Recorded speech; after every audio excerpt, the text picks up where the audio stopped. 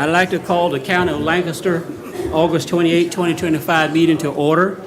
And at this time, we will stand for the Pledge of Allegiance. Mr. Bellows, would you lead us? I pledge allegiance to the flag of the United States of America and to the republic for which it stands, one nation, under God, indivisible, with liberty and justice for all. May be seated.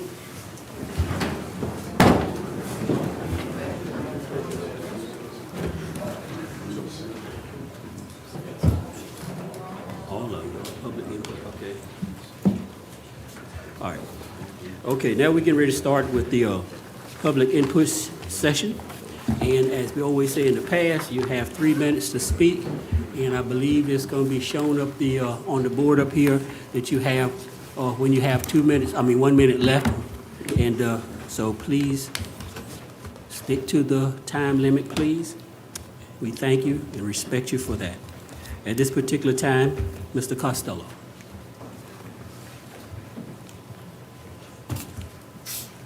Charlie Costello, District 2. I want to talk about the rifle business. My background is a Army officer, started out in the infantry. I was a rifle platoon leader and a machine gun platoon leader for 2 years. I know what weapons will do. And a rifle in anybody's hand, whether it be an M1 or a carbine or whatever, is a very deadly weapon. It needs to be handled carefully and by trained people and all.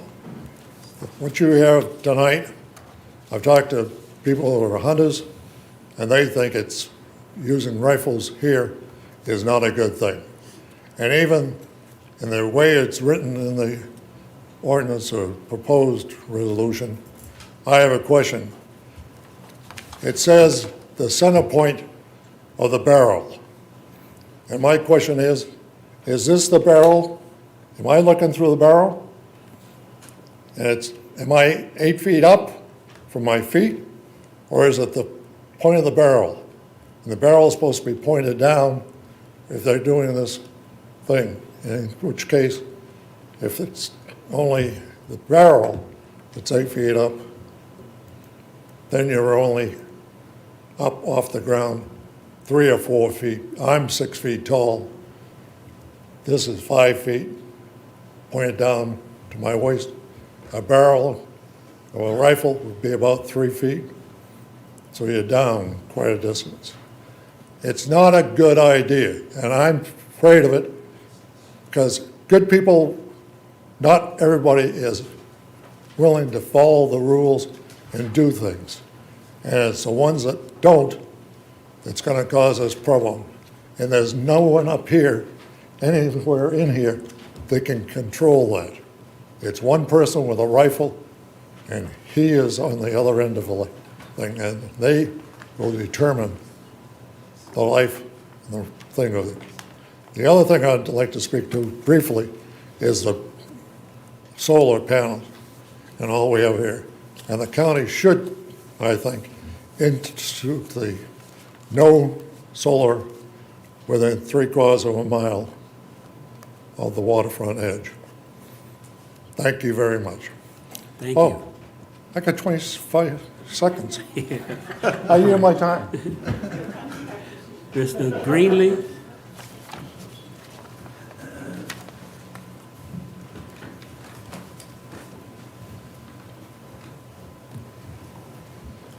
Good evening. Good evening. I'm Dana Greenlee. I'm here to talk about the center fire. There were 2 particular comments that were, I think, very important to you, which was safety, and that's obviously very important to everyone. So if you remember in June, First Sergeant Baumgartner stood up in front and did a report on incidents across the state. And if you remember, there were no discernible differences, except there were more incidents with shotgun than there were with muzzleloader and center fire. That was from his report. So I agree with this gentleman. I was former Marine Corps, so I'm highly trained in weapons myself. You know, muzzleloaders have come a long way. So the The caliber that has taken the most white-tailed deer in the country is a 30-30. It's undeniable. It's been around obviously for years and years and years. Today's muzzleloader is actually has greater terminal performance than a 30-30. So there's that, and a 30-30 is a centerfire rifle. My new one actually outperforms the 308. It's 600 feet per second faster than a 308, which if you're not 100, that is a commonly used round for whitetail hunting. So, I believe this gentleman was correct. Obviously, safety is very important. First Sergeant Baumgartner reported on that, and they had seen a significant decline in safety incidents since the hunter safety programs were introduced. So secondly was the population in Lancaster County, and just the demographics of the county itself. That really kind of sparked me to do a demographics report of Lancaster. And if you look at the county itself, it's made up of 231 square miles, which is 47.6 people per square mile. Let's look at another county that has a greater population. Let's say Hanover County. That's 469 square miles. There is, let me see, a total of 115,309 residents. So significantly greater than the 10,919 that are in Lancaster County. That equals 245.86 people per square mile, and no discernible difference in safety.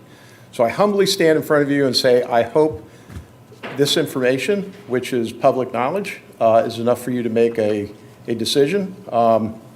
I appreciate the time. I'm down to 15 seconds, and I never thought I was going to get this in 3 minutes. Are there any questions? We good, thank you, sir. Outstanding, thank you. All right, there's anyone else? Anyone else? Anybody online? You got 1 minute. Come on up, sir.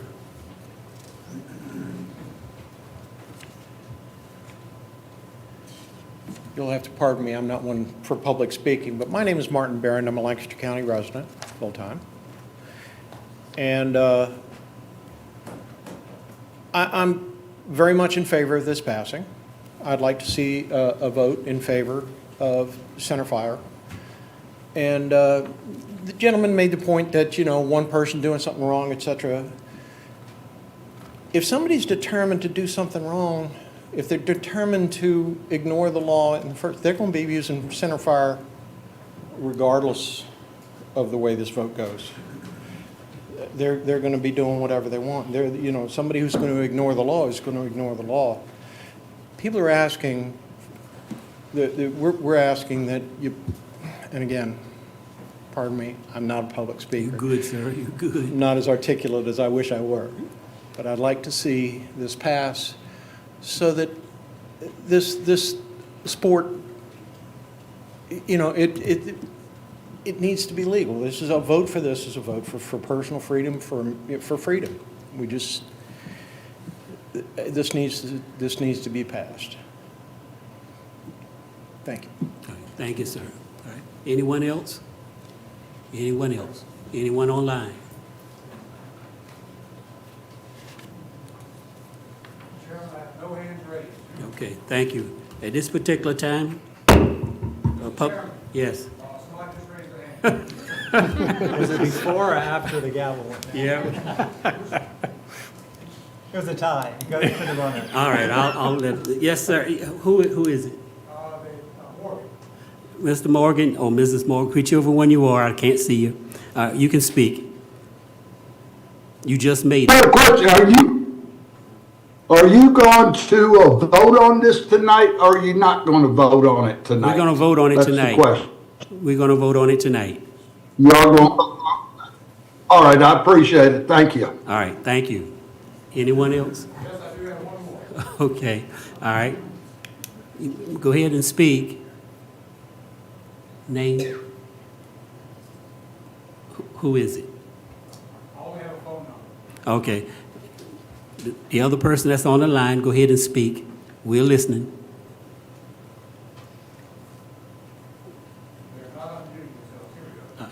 All right. Can you hear me? Yes, we hear you now. Thanks. Apologies.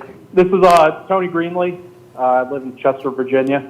As you can tell, there might be some familiar relationship there, but I'm very much in favor of a center fire opening up down in Lancaster.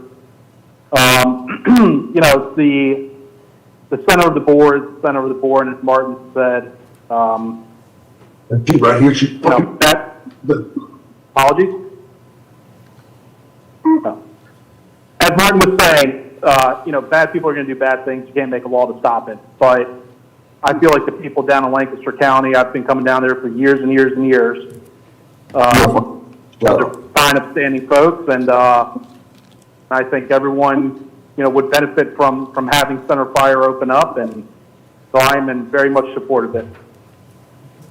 All right. Greenlee. Oh, Oh, green, okay. all right. Thank you, sir. Anyone else? Thank you. Anyone else online? that's John Pateman right there, he knows me. Watching the board supervisor. All right. Go ahead and speak, sir. Speak, sir. You're going in and out on us. The labia. You can go that, you got one. Oh, that's not be online. Yes, you are. Okay. Okay. All right. All right. I'm assuming you don't want to talk. Yeah, you might Okay. have to mute that one, Glenn. Rock, Gillen, all that motherfucker. What? Huh? No, you can't. I don't think he's intending to talk to us. All right. Okay, anyone else that you see? You can't hear me. All right. I have a lot of people texting me saying they can't get in. They can't get in? Yes, there's a lot of them. You know, like my phone's lit up. I don't know what to say or how to help them. I just. Can you give some information on how to get in? I had that information from him earlier, and they just said they won't let him in. Okay. All right, so, Our board is showing six attendees and already elected a couple of them.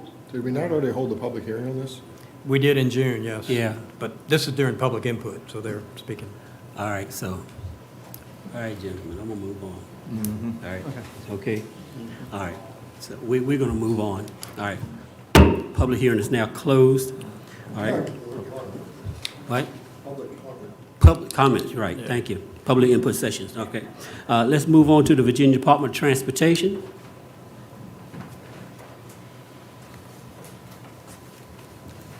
Good evening. Good evening. Good to be with you all today. We've been busy doing lots of things. You look sunburned too. Brush removal on Oak Farm Road, Clover Lane, Dogwood Road, and Mary Point. Cleaning ditches on Irvington Road, Edgewood Lane. We did some shoulder repairs on Greentown. We still have some pipes to clean there. We replaced a cable on the Mary Point Ferry, and all the mowing is done on the primary routes as well as the litter removal. That was our second cut that we just finished there. We'll do that one more time before the end of the year. And we kept up with potholes and work orders across the county. On the agenda, we have some more brush removal on Bewley Road to do. Mr. Palin, I know we still need to get down to Tomlin Trace. We have that on the agenda. All right, thanks. We have some more, mentioned the pipe cleaning on Greentown. We did complete the repair in the median on Route 3 right there by Good Luck. We have a pipe replacement to do on Woods Drive, and we'll keep up with our work orders and potholes. I will just say, this time of year is when the secondary routes look the worst, honestly, from a grass standpoint, brush standpoint. We mow the secondary routes twice a year, and so I like to wait as late in the season as I can so they look good all through the winter. So here in the next couple of weeks, we'll authorize the contractor to begin on the secondary routes, and that'll be our final cut on all those routes. So that'll start here soon. The only other updates I have are some notes here. The The paving that's listed under the HSIP, Highway Safety Improvement, on Route 3, that contract is under construction. There are about 4 or 5 locations throughout the northern neck on that contract, and as soon as I get a schedule as to where they're going to be and when, I'll let you know, but that should be any time. The design on the pedestrian signals, I did see a 90% plan come across my desk this week, so I'm hopeful that's going to be finished here in the next week or two, and then that'll go to construction. And I'm sure you've seen they pulled the work zone on the scour repair project on Route 3 there, so that work is now complete as well. That's everything I have for you all. If you all have anything for me, I'm happy to take your comments. Gentlemen, y'all have anything? Were you able to check out that pipe at Cardinal Lane and Auckland Road that was issued? I honestly do not, I think I It's now, forgot about like, it. the pavement is caving in as well. I'll look at it in the morning, check it. I think we've looked at it, but I'm not sure. Okay. Yeah, Thanks like there's a for- divot, like probably where the culverts meet now, the pavement is like sinking in. Thanks for asking about that. Dave, you want to share why we were together earlier? Oh, well, yeah, I mean, we had the ceremonial bill signing to replace the Norris Bridge. So the governor came to Lancaster, and the congressional delegation, they all came and signed the bill.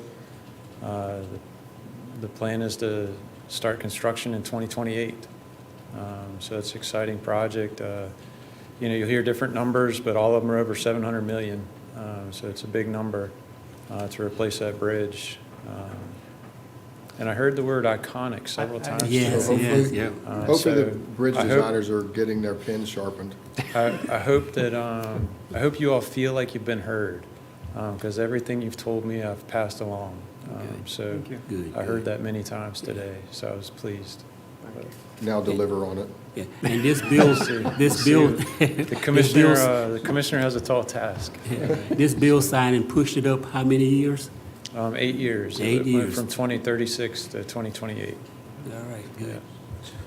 And thank you for all of your assistance Yeah. in getting this done. I would say I would just, we'll toot our own horn a little bit. I just appreciate Mike Bryant and his crew. Anytime you have guests over, you try to spiff up a little bit, and having the governor down here, they've done a lot of work the last couple weeks trying to dress up the Whitestone area where he was going to be. So I appreciate them getting all that done. We need him to come more often. Or her. All right, any other questions or statements, gentlemen? All right, thank you. All right, y'all take care. All right. Okay, we'll have presentations from the Virginia Department of Forestry. Mr. Gaston, Dennis Gaston.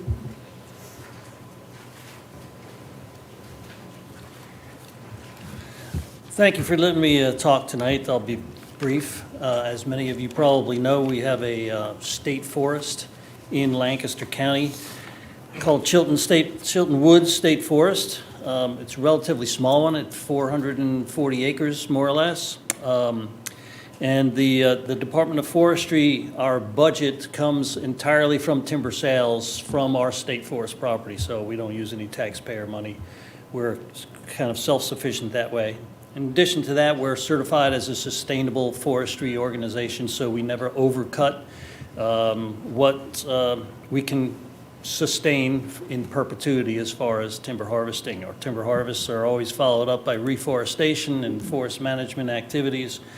And so you also probably know that it's state land, and as such, it's not subject to real estate taxes. And we understand that this can be a burden for the counties. And so when we have a timber sale, we take 25% of our gross proceeds and give it back to the county. So we had a timber sale in the last fiscal year at Chilton Woods, and it brought in slightly more than $86,000. So I have a check for you for $21,557.30 and 50 cents. Sorry, Good, all that right. makes a big difference. Thank you, thank you.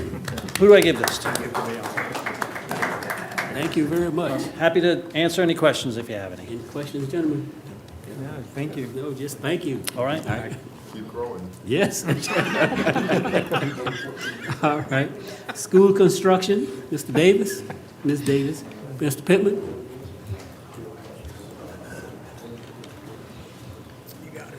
I don't have a check for you, so. No, we write check to you. Thanks for putting me behind him. Appreciate that. No, we've had, good month of construction over at the school. I don't know if to get there to slide check. I appreciate you guys coming last week to the Topping Out event. Hopefully you were impressed with what you saw. We're at a real good spot. We are a few weeks behind. I keep talking about this every time we come. The weather we had in the spring and early summer did set us back a few weeks, but hopefully we can make some of this time up over the next few months here. Do this each month. These are the various trades that are on site. Gives you a snapshot about where they're working, what they're working on, and as you can see, we've moved kind of up from level 0 up to level 1. With the roof nearing completion, we'll start working on level 2 in the building. We can get to the next slide. Again, I do this each month just to give you a quick snapshot about where we are. This is the back side of the building. This is from a month ago in July, and in August. What you'd like you to concentrate on is the roof area of the school. It's kind of hard to see in this photo, but I believe the next photo will give you an idea about how far they've come with the roof on the project. So you can see where the backside of the building is fairly well dried in at this point, and they continue to work on the front side of the building. Go to the next slide. These photos, it's tough for me because it's hard to explain what's going on in the building. These look very similar as we're going up through the wings of the building, but just gives you an idea about the HVAC and electrical that's being placed in the building at this time. Again, this is another classroom area. This is on level 1, I believe area C, and you can see the fireproofing and HVAC and electrical that's already in place in that space. Just some roughed-in plumbing. I believe this is one of the locker room areas. They've got a lot of plumbing in place. And the staging set, the guys are working on foaming. Basically, the building's skinned out at this point. There's a foaming process that takes place before they can start to brick, and I believe I'll get that on the next. Yeah, this just shows you sort of how thick that foam is on the outside of the building once they get that sprayed on. This is on the front side of the building, the academic wing. Roofers are busy this week. This picture was taken yesterday, and getting that to a point where it's right in. And this is probably the biggest earth moving project we have going on there is repair to the pipe. I don't know how many people are familiar with the pond and the spillover that takes place over at Hills Quarter. That structure was damaged, I don't know, it could have been 4 or 5 years ago, and I had a leak in there in the process of repairing that leak as part of this project. It's important to us because once we do get a big rain, the structure will be in place and be able to take care of that. You can see how the ponds drain down, and they've been able to take advantage of this dry weather and get that. Even later, yesterday afternoon, they were just about complete with getting that hooked up to the main structure. Yeah. I was a little nervous when I haven't shown these to Olivia. As long as she's good with it, I'm good with it.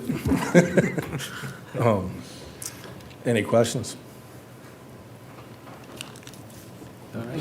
Thank you, sir. Right. Mr. Pell, you asked me last month about the band room, and I did want to get back to you on that. All right. So the old band room, the current band room is about 1,400 square feet. The new band room is about 1,600 square feet. Oh, okay. So it's a little bit larger. We do have some storage that goes in that area for the instruments and stuff, so it won't be any smaller. Okay, I can good. promise you that. All right, thank you. Thank you. Okay, county parks update, Mr. Bateman?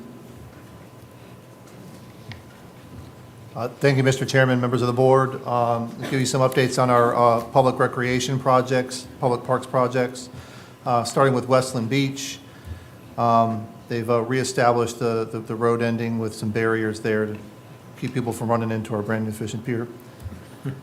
Just a reminder to the public that the beach and the fishing pier are still closed due to construction. We're looking to open up in November. There was recently a storm event off the coast, and our Olivia Hall was down there on site during some of the worst of it to document the effectiveness. And just a reminder to the public that this is primarily, first and foremost, a resilience project to protect the marina, public property, and the Landings Association. But as you can see, the breakwaters did their job holding back the sand. You can see the area kind of inundated with the high tide. Again, this stormwater structure is really held up nice and did their intended job. So I just wanted to share that with you all. Back to construction progress. The water line has been brought out to the fishing pier. This is what you're seeing here. Preparing to bring the water line down the fishing pier for our fish cleaning stations, which are not quite ready yet. Over to phase 2, which is our parking lot and comfort station. Norman Builders has been doing a really great job. They've been moving quickly. They've always been working when I've been out there. This is the entry point to the parking lot, the eventual parking lot. This is from the beach side over near the fishing pier, looking back at the parking lot and the facility. Last month, there was just a foundation, and this month you have a building. They're putting siding on as we speak. So this is the front of the building, the entryway. This is the back and side corners of the building. You can see where they're starting to put on the siding and the architectural features. And the one side has been sided. This is unpainted, so it still needs to be painted. Over here is where our, and you can kind of see it in the back there, where the sewer grinder pump will be installed for sewer for the comfort station. So we got phase 1 is 97% complete with just the fish cleaning stations and beach and dune revegetation. There's still discussions about when the beach and dune revegetation is best to be done, so they have a higher success rate for the plantings. Phase 2 is 40% complete, remaining underway. Is the comfort station and sewer service under construction. The parking lot and the boardwalk have still yet to be completed.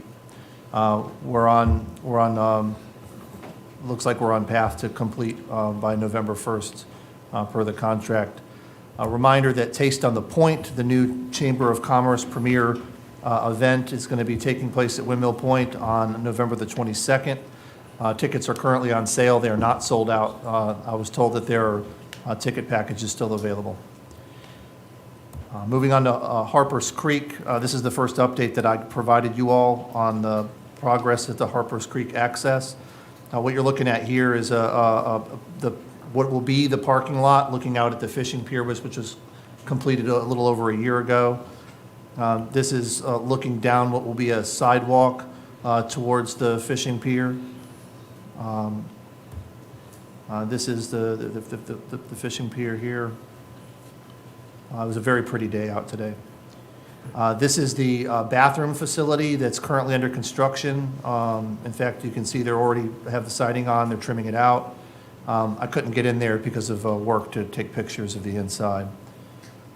Looking from the bathhouse back over towards our ramp, you'll see the processing facility starting to go up, but this whole area from where I'm taking this picture out towards the water will be the parking lot and ADA compliant parking spaces and sidewalk. Here's a photo of the boat ramp. Boat ramp was completed over a year ago, and this is a picture from the Courtesy Pier looking back towards the facility. And just a reminder that this project is a public-private partnership between Lancaster County and Stay the Course LLC to utilize what is primarily a working waterfront to also provide recreational and commercial public access. So a little bit of update here. Piers completed, boat ramp and Courtesy Pier completed, bathrooms under construction, parking lot with ADA sidewalks are under construction. Anticipated completion early 2026. Moving on to our Taylor Creek Park, nothing's changed since last month's update. We're pretty much ready to publish invitations for bid. next month, as soon as our engineer returns from vacation. Again, final completion slated for September of 2026, so a little bit more than a year from now. Carter Cove Park is slightly behind that, still working on some site design and completing the JPA submittal. Target Prime Line looking to publish an invitation for bids in January of 2026 with project completion in February of 2027. Chesapeake Trail Park, really no progress on this as the NEPA is in progress, so the JPA and full NEPA is in progress, but there has been some preliminary NEPA work that was completed a few months ago. The Hills Quarter Tennis Park update, not much of an update here other than to say that we're considering 6 tennis courts, 6 pickleball courts with parking. A group called the Northern Neck Racket Association has formed. It's a 501c3. I've attended a couple of their meetings, and they look to provide input on the construction of this and other facilities throughout the Northern Neck. And they also look to put together racket sports programming for use at these public amenities. Update on the Triway Trail.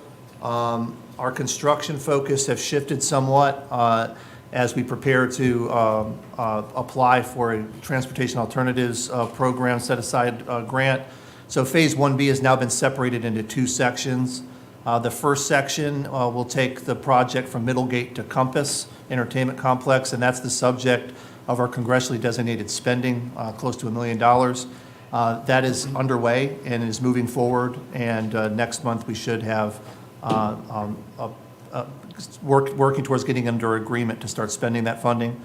Section 2, which would take the project from the current end of Phase 1A to Middlegate, is the subject of that Transportation Alternative Set-Aside application, which you guys will be considering later in this meeting.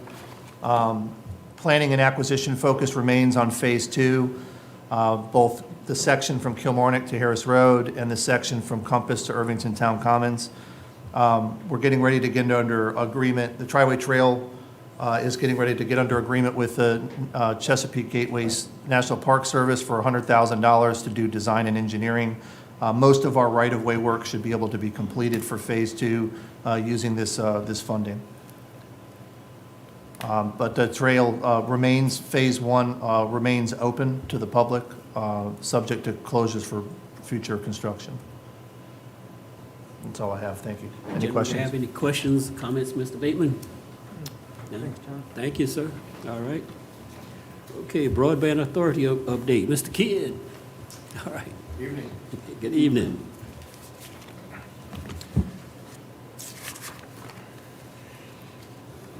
John, you driving?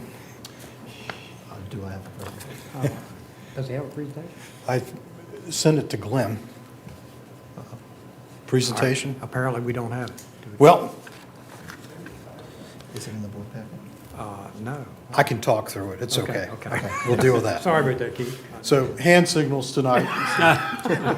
I'm here to update you on where we are with broadband. Last update was in June. So it's certainly time for an update. And I have some news tonight. So first of all, just to update you on the VATI project, the All Points Broadband project. The dashboard still shows the project is open, and I'm told by All Points Broadband that it will remain in that open state for about a year while the paperwork clears. In the meantime, they will be opening up between August and September. They will be opening up addresses that weren't on the VATI list to the county. So there's a telephone number that I provided in the slides. I'll see that you get that. The point of this is that any customer that lives in an area that was in that VATI area. So if you think about this in terms of the VATI coverage, we had 2,161 homes which were included in that VATI grant. What happened is that people built houses next door to those existing homes. that weren't on the list and could not be served. At this point, those addresses could now be served by All Points Broadband. So it's a question I will be continuing to work with potential residents who want my services. We will help them to figure out if it's available. We're going to talk about BEAD next, so that there's some caveats with BEAD that I have to address as well. But for the record, that number is 804-817-3055. And that is a direct line to the All Points Broadband Service Center. On the BEAD update. Repeat that number again, please. Sure. 804-817-3055. When we last talked, Virginia had announced that they were going out for a best and final bid on BEAD. And I am pleased to report that they met their timeline. So we had, if you recall in that last graph, I had a June to the end of August period of time where VA BEAD, DHCD, was going to be analyzing this best and final bid process. I'm happy to report they've met their timeline. The awards have been made, and we're going to talk about that in just a second. They're now entering the public comment period, and other than Elon Musk personally calling Governor Youngkin to express his displeasure with the way those awards have gone, everyone else is pleased. Next step will be the submission to NTIA. As you may recall from our last meeting, NTIA has a 90-day window which they will use to evaluate all the states. If you've paid any attention, I think we're now like almost half of the states in the U.S. have now submitted their NTIA proposals. So it's starting to really move forward. So September to December is that period of time where NTIA is supposed to be blessing those awards, and we will find out theoretically in early December what the awards have been. I prepared a nice graph, which again I will see that you get. It's a pie graph, which I thought was fitting as we look at all the suppliers who get a piece of the broadband pie. And remind you that that broadband pie was $1.45 billion for the state of Virginia. In which case, Amazon Cooper, who is now in the satellite business, was awarded, this is a little darker than I would like, 5%. Starlink was awarded 6%. Virginia Everywhere, which you know as All Points Broadband, was awarded 16%. Again, these are the state budget numbers. So the relevance of that is those are the numbers we care about because the awards are as follows. All Points Broadband has been awarded preliminarily 680 homes in Lancaster County. Breezeline has been awarded 2, and Amazon Cooper has been awarded 10. So that's a total of 692 homes on this final broadband BEAD award list. So 692 is very favorable compared with the 400 and some that I reported the last time we were together. I had prepared a map, and again, there's a link in this that I'll see that you get. Commonwealth Connection actually has a display where you can see purple dots of where each and every one of these addresses is. So there are two ways to do this. If someone, a constituent, contacts us, we can search by their address, or we can actually click on all 692 dots on the map and see what the addresses are. Unfortunately, there is not a way for me to get a list of those addresses. It's considered confidential information, so it's held very close. What they do provide is GPS coordinates. So we'll be dealing with that in the coming months as more information materializes. It's real important if you look at this bead map to also apply the VATI filters to the bead map as well. And what that will show you is you'll have green areas, and I will pass this around. Forgive the black and white, but that's all my laser printer does. But the areas that are shaded in gray on the map that I just handed are the VATI areas, and then the dots that you see on the map are the bead awards, preliminary awards. So where we stand right now is this is going to give the county very good coverage overall for the areas that are missing from the VATI grants. Now, we're a long ways from being done. Also, as we discussed last time, the Universal Service Fund was under litigation from, in fact, it was before the Supreme Court.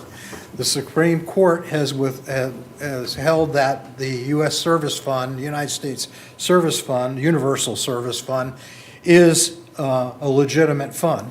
As you may recall, the FCC had set this fund up. They had actually put a private organization in charge of managing the fund.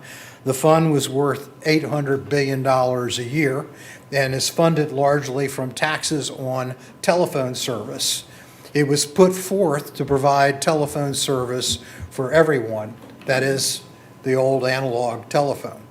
There has been a lot of talk in association with the end of the Affordable Connectivity Program, ACP, to use the Universal Service Fund as a replacement. Just a fact that I worked up on the back of an envelope when I was preparing for this meeting, ACP was awarded to 23 million households in the United States. And at $30 a month, that's a cost of $7.5 billion a year. So if the fund is only $8 billion and it serves telephony and build-outs for broadband, there's nothing left over to serve broadband. So Congress is looking at that, and we will stay abreast of what happens in Congress. But the net of this is that they don't have an answer yet for us. ACP is not coming back, in my estimation. The affordability of this program, I've actually heard Congress addressing this, some sound bites talking about potentially expanding the areas of taxes. Right now, if you had a landline phone, you would have tax on your landline phone that funds this fund. So there's a lot of talk of moving that to ISPs, the internet service providers, as well. Next steps for us, oh, by the way, I should also point out that on that ACP program, BreezeLine and All Points Broadband offered a $60 per month product that was less than broadband speed. It was a 50 meg service. And of that, with a $30 stipend from ACP, it brought the price down to $30. As it stands right now, the lowest price package that I see is $59.95 in the market. We need to work with real estate in the future. One of the frustrations I have serving this community is that I have to go in with an address onto a map and look at that map. And it's a convoluted way to look at things. But again, I appreciate the fact that privacy is involved in this and that rank and file people cannot just go to the FCC map or the broadband map and pull data out of that map. But we as a county need to have a way to understand who's served and who's not served as we work through the remaining points on this county. So that's something that I plan to do in the future. I also will be working, I visited the library this week. We're creating a flyer to leave at the library. We need some place where people can go to check and see if broadband is available for them and work on that solution without having to wait to meet with me privately or come to some event that's, you know, the third Saturday of the month. The library is open daily and gives us that opportunity. So what I intend to do is set up a flyer so that it can be a handout that's available at the library. Now, the caveat to this is the library is not going to help people. So they're actually recommending that we tell people to come with a friend that knows how to use the internet. So that's a tricky point that we have. Any questions for me? Any questions? Amy? No? Thank you very much for the update. Well, thank you. Sorry about your presentation. Okay, helicopter, helipad. Ms. Sal, how do I pronounce the last name? I'm not sure. Oh, she's already up here. Okay. Yeah. Oakham, And I do have slides. how do you pronounce it? Oaken, O-K-U-N, yeah. Okay, thanks. Some people pronounce it Okun. It's actually correct as well, but it's more of an African versus a Russian background. So just to give you a little history on that. All right. Okay, I first of all want to thank you for accommodating our request to be here tonight. I'm here to present on behalf of over 30 people who live in proximity to 244 My Farm Road, who have submitted letters, emails, and videos to the board for your consideration, some of whom are also here this evening. Next slide. I'm also here to present on behalf of any county resident for whom this may become a future issue. As you can see, My Farm Road is a small dot in the big picture that is Lancaster County. As will be clear by the end of this presentation, state and local codes and ordinances lack clarity and definitions to help us monitor and mitigate the impact of operating helicopters anywhere in Lancaster County. Next. When we zoom in, you can quickly see how low-flying helicopter in and out of 244 My Farm Road, which is circled there in the center, will impact many, including property owners, sensitive wetland areas, wildlife and marine life in and around Dimer Creek. Next. The issue of a helicopter operating to and from 244 My Farm Road arose when neighbors learned that the property owner submitted a request for a special exception permit to construct a 35 by 35 helipad on the property to accommodate a multi-year lease to a DC-based lobbyist who planned to commute via helicopter. Shortly after a flyer was distributed to property owners in proximity to the property, the permit request was withdrawn. Not because the helicopter would no longer be used, but because the frequency of use changed from regular commuting to occasional use. I put occasional in quotes, suggesting the land would be considered a heliport and not necessarily need a helipad because of the lack of the lower frequency of use. At the time, county staff advised neighbors that if usage became repetitive and undesirable, the county would be willing to take a look at it. Next slide. On August 11th, the presence of a helicopter became real and prompted our request to the Board of Supervisors to address this meeting. Next slide, please. At approximately 5:45 p.m., a helicopter that originated from Richmond Airport arrived at the property to practice takeoffs and landings. This was witnessed and videoed by several neighbors. Next, please. The commercial helicopter, as can be seen here, is owned and operated by Hilo Air. For purposes of a later slide, please take note of the decibel levels of this helicopter at 100 feet. It is close to 100 decibels. For comparison on that table, you'll see a freight train at 100 feet traveling at 20 miles per hour creates 83 decibels. We're talking about a significant difference. Next slide, please. We have a video here that's not able to run. For anybody here that's interested in seeing the video, please contact me after the presentation. I'll be happy to share it with you. But this is looking directly at this location where the helicopter lifted up and down within that little area that in between the trees. Next slide, please.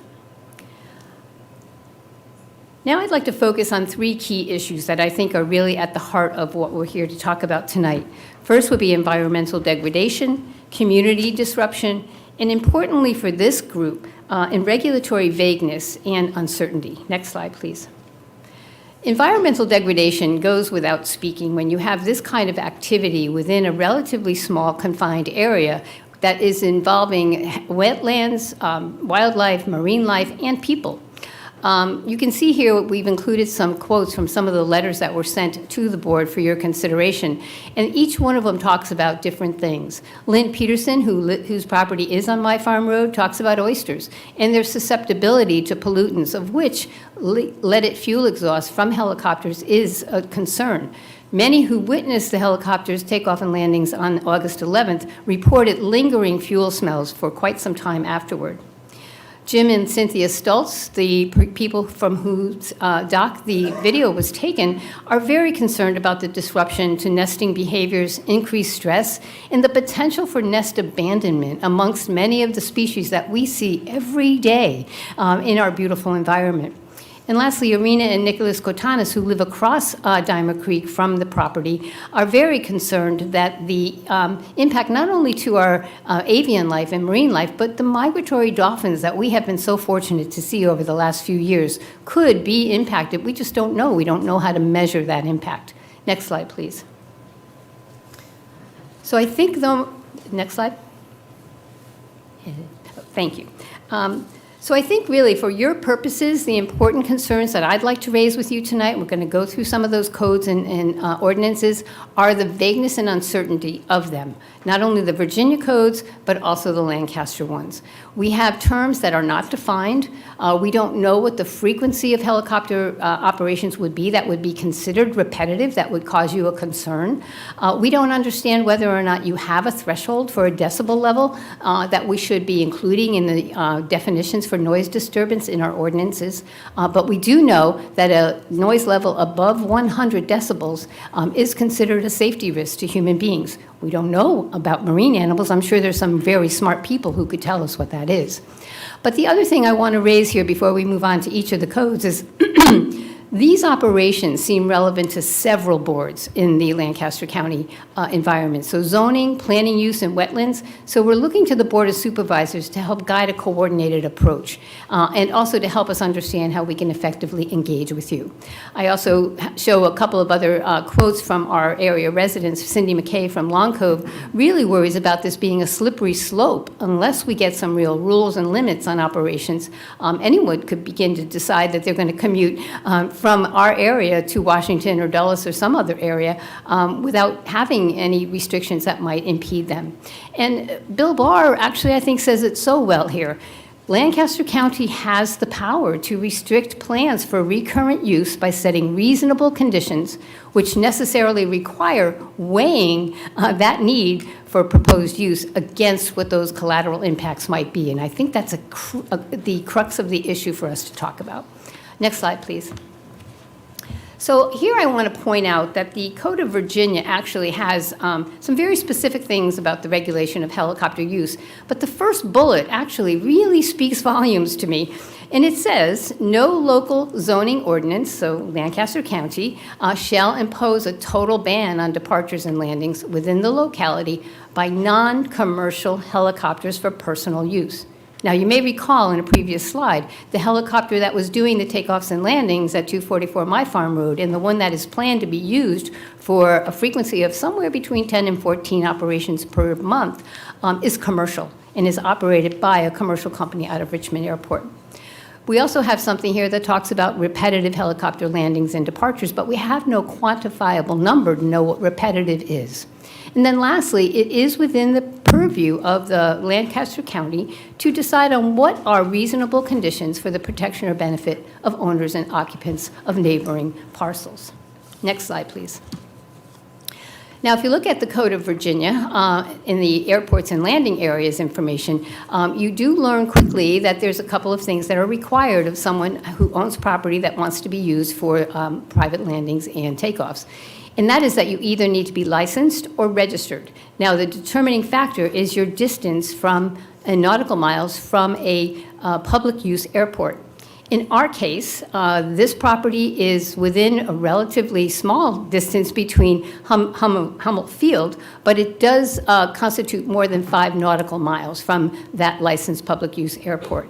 Now, the application to register, in this case, the property owner would need to register, needs to include written documentation that shows that they've met the requirements of the local ordinances. Lancaster County, we don't have a lot of specificity there for them to be able to use. Next slide, please. This map shows you the nautical miles distance. It's 6.34 nautical miles, which indicates that it doesn't need to be licensed, but it does need to be registered. Next slide, please. And who does the registering? The Department of Aviation in Virginia. And so the important area here to think about is that the person, in this case, who owns the property at 244 My Farm is going to need to show us, as well as you, that they've registered. But in order to register, they need written documentation from you that they've met the requirements for zoning, special use permits, and other land use requirements. Next slide, please. So now let's get down to the Lancaster Code, because I think this is where it starts to get a little interesting and also continues to be nonspecific. So for a private heliport that is defined for the Lancaster Code, that it can be a light helicopter less than 6,000 pounds. And if you recall from the slide about the helicopter, its maximum weight is 6,000 pounds, so that's not an issue. It is permitted to land, operated by the property owner. Well, now we have two things that are not consistent with the potential use that we see ahead for 244 My Farm Road. It's a commercial helicopter, and it's not going to be operated by the property owner. And then we move on to no more than 3 operations per day, but there's no definition of what an operation is. So we have no sense of knowing exactly what that looks like. Article 5 tells us that the land may be used for private heliports with special exception, but we don't know what those special exceptions are. There's not anywhere that we could find that would define that for us. Next slide, please. And then you get down to noise. So the Code of Ordinances related to the environment and noise in Lancaster does provide us some definitions for noise disturbance and for peace and quiet, but it doesn't really give us anything that we can measure. First of all, how do we define the character of noise or the intensity of noise? What's the duration that would be tolerable and what isn't tolerable? And then I think the important piece here is to understand that at certain levels of noise, it is a serious hazard of safety to humans, the public health, welfare, peace and quiet, safety, and the quality of life. As I mentioned before, we really don't have enough information, certainly I don't, in preparing these slides, about what that impact would be to our marine life, our wildlife, and other environmental concerns that we would have, of which the Dimer Creek area and the Chesapeake Bay area are important to Virginia to remain viable and healthy for our watermen and others who use them all the time. Next slide, please. So I want to end by saying operating a helicopter on private land is not without risks. Implications, unintended and unanticipated consequences can happen. And when the codes and ordinances we discussed are considered, we're left with important questions that are not answered. But importantly, in our specific situation, is the operation of a commercial helicopter on private property for non-emergency purposes operated by a non-property owner even allowable at all in Lancaster County based on what I showed you from the code? I think the comment at the end here says it all. This is from our neighbors Fred and Lorraine Moore, who are here this evening. It seems beyond the pale that one would risk the environmental impacts, disturbing neighbors across the county, not just My Farm Road, and potentially impacting property values, all to avoid a mere 10-minute commute from Hummel Airfield. It's a mere 11 miles between those two locations. I'll close there and be happy to take any questions and also to welcome any comments from my colleagues who are here from my farm area from my Farm Road. Any questions, gentlemen? You mentioned that they were not within the 5 nautical miles. Do you know how many nautical miles they are from Hummel? Yes, exactly 6.34, which then requires them to be registered versus licensed. If they were less than 5 nautical miles, it would require licensing. And that, again, comes from the Department of Aviation in Virginia. It is in the code of the state of Virginia, but the state of Virginia itself pushes that responsibility to the Department of Aviation. I would think that my concern, and we're not taking any action on this, we're just taking all this in. My concern would be where the plane is landing. And with a place like Hummel, there are preparations in place in case something goes wrong, like an accident or fire Exactly. or landing in the fog. I mean, just go on and on. I just think that is a better place. As a pilot, I would want to land in a place like that versus squeezing through those trees that you showed us. Yeah. Frankly, the area where the helicopter was taking off and landing is at the water side of the house on the property. And frankly, when you look at it from the water, it's not that big, and it is worrisome to me. I'm a private pilot, although I haven't flown in many years. My husband's a commercial pilot, but we understand and know what it means to think about weather, wind, what the obstacles are that could be in the way, things that go wrong, and they do go wrong, what happens in those issues. And I think one of the slides I didn't read, one of the comments from Lori Irby, who's here tonight, and that was about safety issues. What do we do when a safety issue occurs and something needs to happen where we have mitigation requirements, such as fuel spills or even, injury to people on the ground, things like that. So I think it's a great point. Hummel Field is an exceptionally wonderful alternative that doesn't impose any burden necessarily on the person who's going to be leasing the house. It's 15 minutes away. My question is more for Olivia and our attorney. The regulations at different levels seem to be a little ambiguous, a little bit, versus what our regulations can be. Where is our authority of land use meet up against the FFA's authority of controlling the air? I'll try to address And that. and the proper procedure for the public, if we were to go anywhere in this, would be to send this ordinance or the language to our planning commission and have them look at it, review it, and see whether it could be strengthened or what have you. I think we have two questions here. One question relates to the ordinance itself. Does the ordinance need to be modified or changed in relation to the federal regulations? Since it appears to me the federal regulations do not define occasional use, that we probably can, as long as the definition is reasonable. But as you know, modification of ordinance requires first action by the Planning Commission. And so if the board is interested in that, I would support a motion to send it to the Planning Commission, that good zoning practice would require the Planning Commission to look at this to see if the ordinance needs to be changed. The second issue is whether or not this site is appropriate. And special use permits, as you know, are designed to allow the board to impose special terms and conditions on the use of property that suit the property.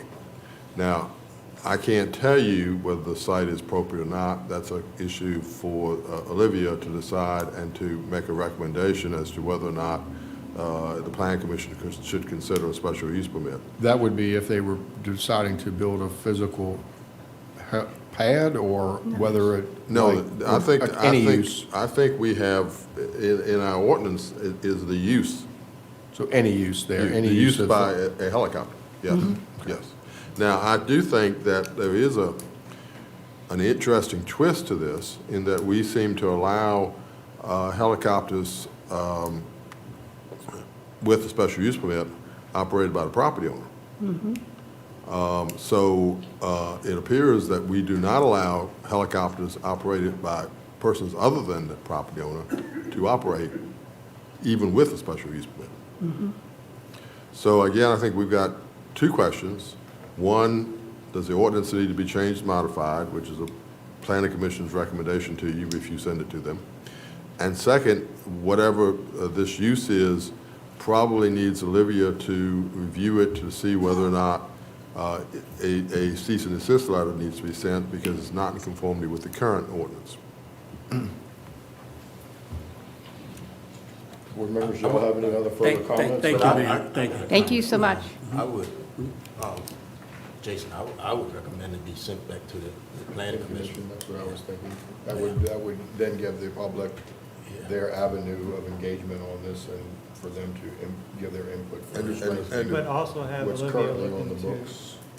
also have direct Yeah, Olivia look into the she'll property. be still directly involved in it with the planning. The Planning Commission's review would be of the ordinance.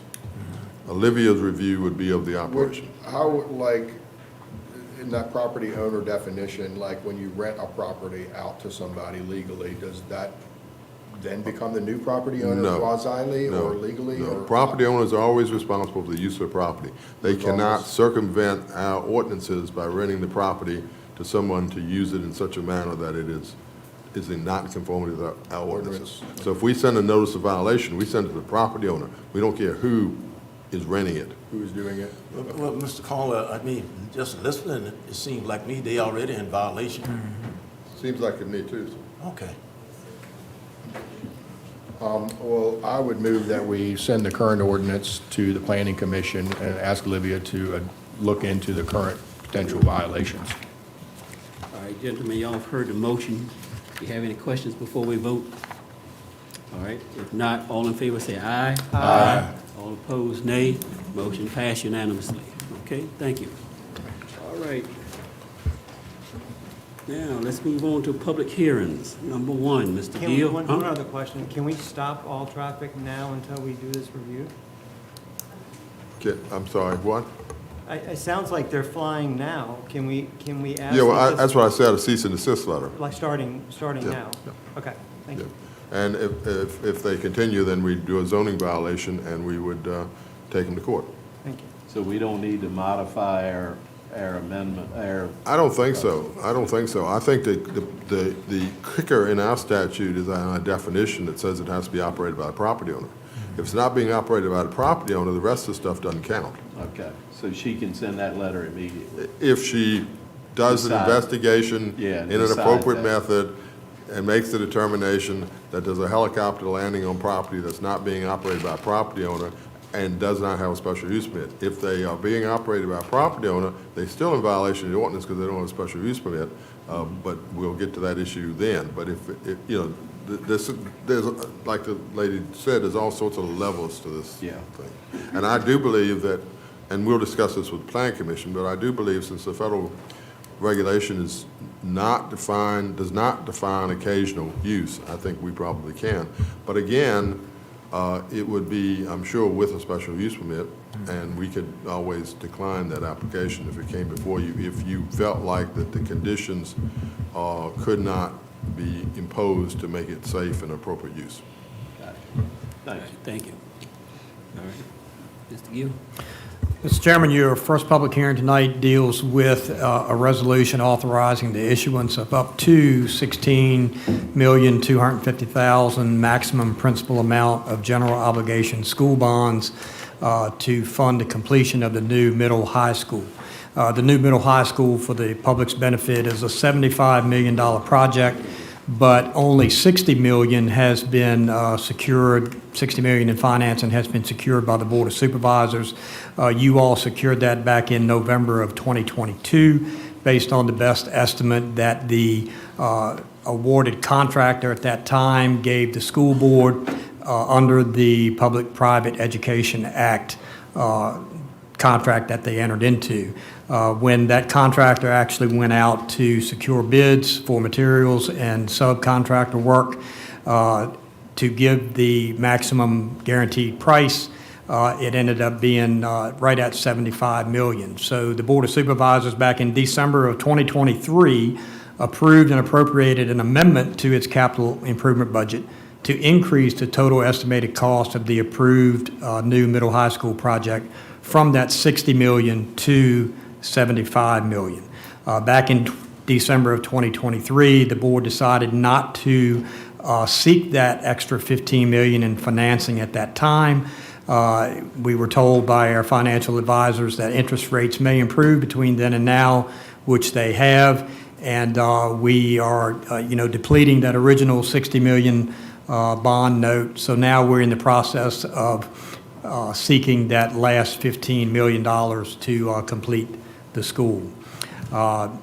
We have tonight with us Ben Wilson from Davenport Public Finance, the county's finance advisors, and also Dan Siegel from Sands Anderson, the county's bond counsel, to maybe talk a little bit more about this and answer any questions that you have.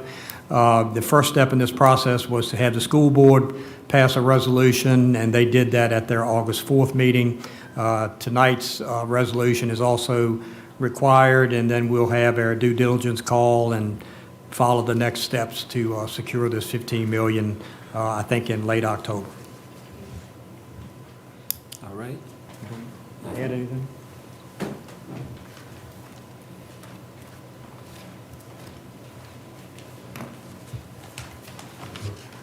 don't think I have anything to add. Pretty much covered it all. But if you have any questions, I'm happy to answer them. Dan's here to talk legal stuff. And you have seen these resolutions before. I'd be glad to go through them in detail, but unless there are any questions, I know you've been through a lot already tonight. You usually sit here when I'm not here with my name, right? All right. Thank you. This is a public Let's see, hearing. we can arm wrestle you for some more money, but you look a little injured there. No one signed it. No one signed it? Yeah, but you still need to open the Yeah, public yeah. hearing. All right, thank you, gentlemen. All right. At this particular time, I'll open the floor for any comments concerning this. Floor now open. Any comments? Any online? No, sir.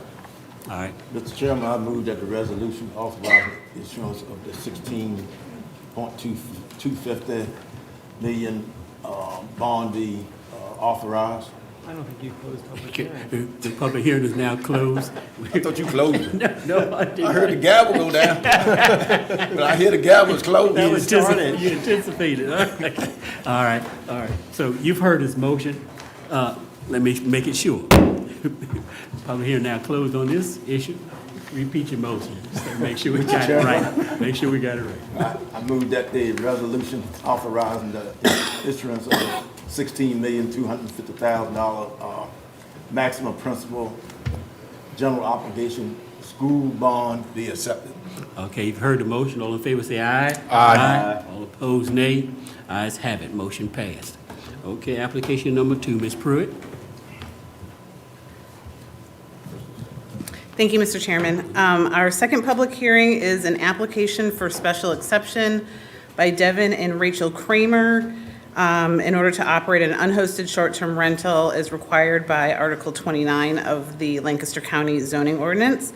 The property is zoned R1 Residential General and is located at 182 Gulf Course Drive, Weems, Virginia, 22576 in District 5, tax map number 27B-2-5. Let's see, the short-term rental in question has a health department operation permit for a 5-bedroom home. The applicant has provided all of the other requisite information that is required for the application. The issue has been advertised and adjoining property owners notified as required by law. And to date, there have been no complaints or comments on file regarding this short-term rental special exception application. The applicant is here, I believe, in person, right here, and so he is available in case you have any particular questions for him right off the bat or for myself. Thank you. Okay, thank you.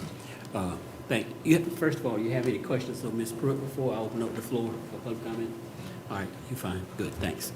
All right, I'll come to the applicant after the public hearing. All right, at this particular time, floor is now open for any public comments on this. Anybody online? No, sir. All right, the floor is now closed. I entertain a motion. Mr. Chairman, I move that we approve this special exception for short-term rental contingent to the applicant complying with all requirements based on Article 29 of unhosted short-term rentals. All right, you've heard this motion. All in favor say aye. Aye. All opposed, nay. Ayes have it. Motion passed. Application of section number 3, Ms. Britt. Thank you, Mr. Chairman.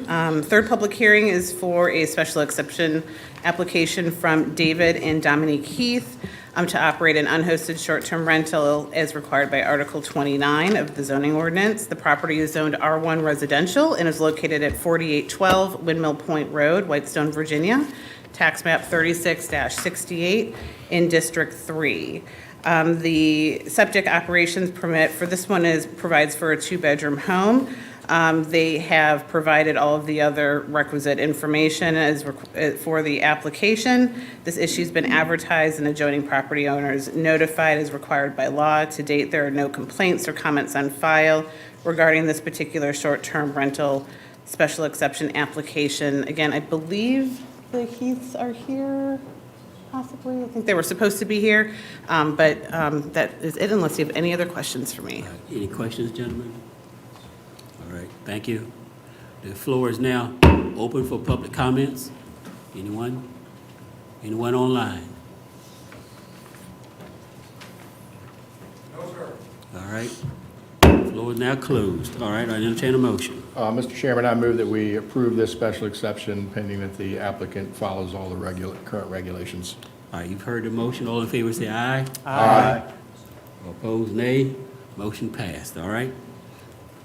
Thank you. Thank you, Mr. Chairman. Public hearing number 4 is for a special exception from Raphael Marcusi and Erica Geddes to operate an unhosted short-term rental as required by Article 29 of the zoning ordinance. The property is zoned R1 Residential General and is located at 687 Clark Point Drive, Whitestone, Virginia 22578, tax map number 35-128A in District 3. This particular home has an operational permit for a 4-bedroom home. Again, the applicant has provided all of the required documentation that goes along with the application. The issue's been advertised and adjoining property owners notified as required by law. As of the date of this memo, there were no complaints or comments on file. I did receive one phone call from a neighbor, primarily just asking a few questions. I did not receive any follow-up from that particular individual. I'm not sure if the applicants are here tonight, but again, I'll entertain any questions if you have any. Thank you. Questions, gentlemen? This time. Okay, thank you, ma'am. Okay. All right. Now, floor is now open for public comment. Any public comments? Any online? No, sir. Floor is now closed. Entertain a motion. Mr. Chairman, I move that we approve this special exception pending the applicant follow all current regulations. You've heard the motion. All in favor say aye. Aye. Opposed, nay. Motion passed. All right. Application number 5.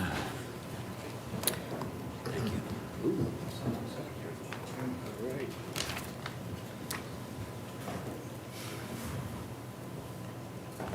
Yes, ma'am. Thank you, Mr. Chairman.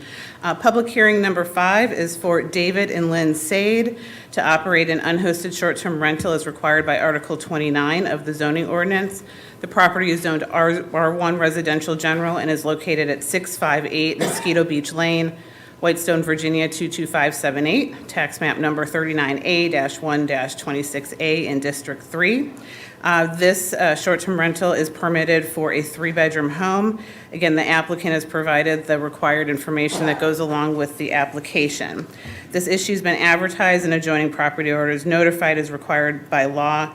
As of the date of this memorandum, the county received a verbal complaint on March 11th of 2025 from an adjacent neighbor as to various issues with guests, including conduct on the beach, noise, and trespassing.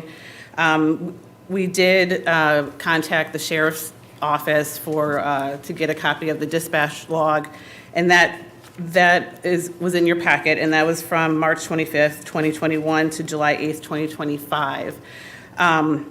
Included as part of this memo packet as well is a copy of the meeting minutes from the Property Owners Association in that area. They asked to have that included as part of this packet, as well as the applicant wanted a letter from their legal representation included as part of the packet as well. Since this memo, we've had a couple of other comments and information that have come to light. You received, I think, some emails in person, but those were given to you in hard copies before. There were 3 items that were there, and one has to do actually with a complaint from the sheriff's office. And that one in particular didn't end up in, and I apologize for this, it didn't end up in my search because we were searching for the property address. Some of these are logged under the people who were calling. So it's kind of, we didn't pick those up. So that is included in there for you. The applicants are not here, but they should be online.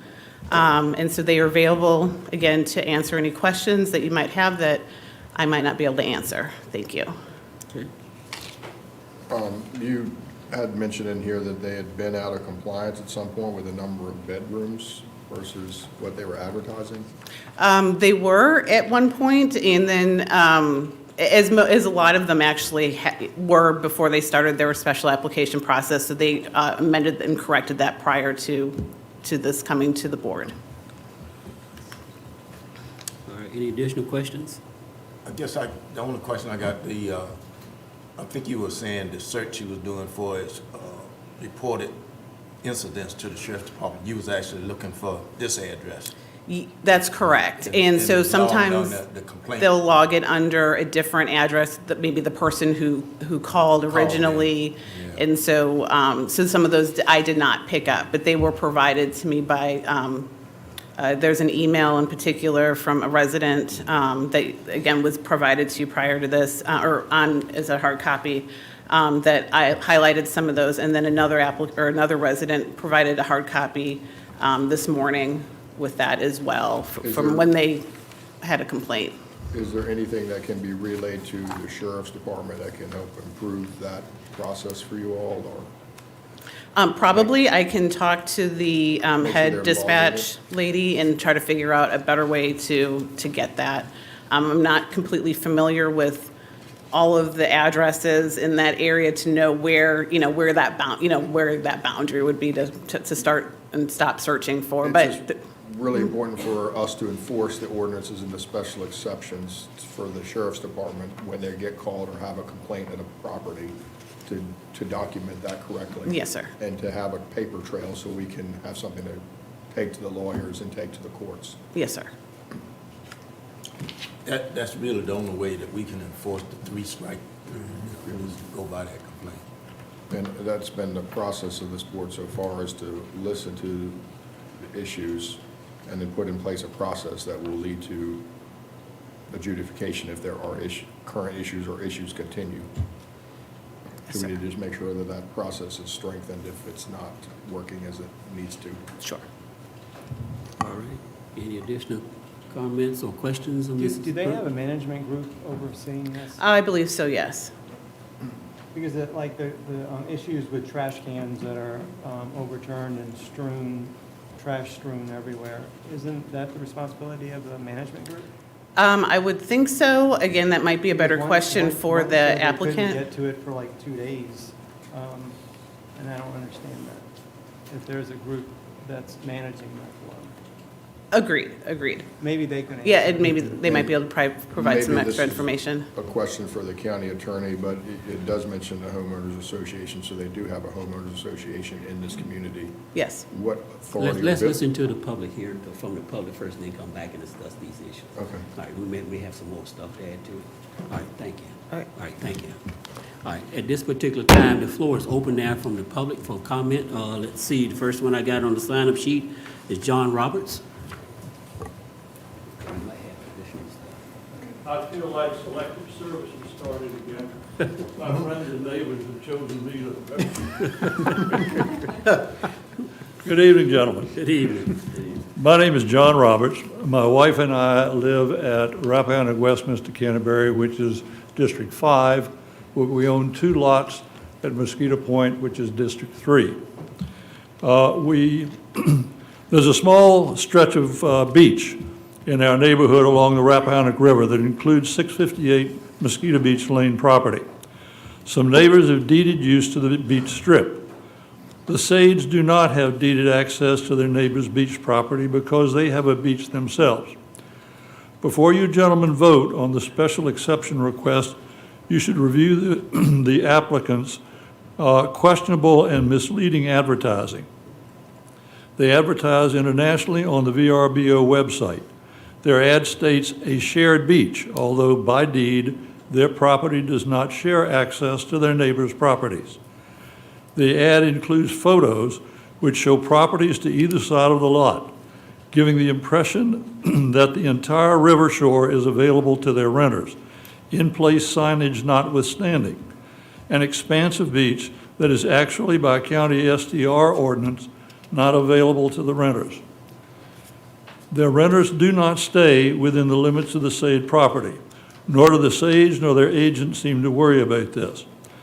It should not be up to the neighborhood to have to police the renters for trespassing. Because the Sades and their agent do not control their renters, they should not be permitted to operate the property as an STR. In June of 2021, the Sades wrote the MPPOA saying, and I quote, "We began to look for ways to supplement our income and decided a rental property would be our best option for a variety of reasons," end quote. I guess they had not read their deed, which states this property, quote, "will not be used for a business or commercial enterprise at any time," end quote. When the neighborhood balked and expressed displeasure at the presence of an STR, the Sades played the victim card and said that had they known of the opposition, they never would have bought the property. They have made this statement on more than one occasion, but they continue to rent. The neighborhood has become the bad guy. And as recently as this past June, the Sades hinted at suing the MPPOA if we fight their being able to continue to run this business. Yes, it's a business. This SDR does nothing for our residential neighborhood, nor for Lancaster County. Heck, the Sades don't even live in the United States. They've moved to England and say that England is where they want to raise their children. It's time for you gentlemen to stand up and deny this request for a special exception and return our neighborhood to the full-time residents and other property owners of MPPOA who live here, work here, pay taxes here, and abide by the rules here. Deny this request. Support the citizens of Lancaster County. Thank you. Thank you, sir. Let's see, next one is Norma Jean Edwards. Good afternoon. Good Norma afternoon. Jean Edwards, Mosquito Beach Lane, District 3. I would like to thank you for your service. We have all worked 1 and 2 jobs to make ends meet. We have all struggled. We have raised kids. We all do it for one purpose, to retire, enjoy life. I tried to welcome the Sades to our neighborhood with cake and wine. However, to my surprise, we were greeted with renters. We love our small, safe neighborhood. It has become a nightmare. We live next to this. Here's a few. Every time it's rented, we have 6 to 24 people next door. We don't know, are they sex offenders? Are they child molesters? Are they peeping Toms? They roll in, they're on vacation. We have had to put a large no trespassing sign on our property with a light. That doesn't seem to matter. Our privacy has been violated. They are in our backyard, they're sitting in our chair, they're fishing on our dock. A man on my patio, 10:30 at night. I walk out of my bedroom patio and there's a lady standing 10 feet off of my patio. She says she's looking for a dog. All week we looked over there, never saw a dog. How would you sleep at night? Parents not paying attention to their kids on the Rappahannock as they float away. Parents running and screaming through our property trying to save them. I have had personal property stolen off my dock, worth over $200. The Sades sent me a gift certificate. I sent it back. They don't get it. The Sades were visiting with families and friends, nobody watching their dog, over 60 pounds. The dog comes charging down my dock. I have 3 grandchildren under 6, scared to death, hiding behind my legs. And she said, he's okay. They don't get it. They sent us an email while they were visiting for a week, and they wanted us to turn our music down because they were only here for a week and they wanted it quiet. They're asking for what we want. They don't get it. They don't have a clue what it has done to our health. At 68 and 72, is this the life you want to live? We're supposed to change our whole neighborhood. for the Sades. We have been too nice for way too long. Thank you. Thank you, ma'am. Douglas Adler. Douglas Adler. Is Douglas?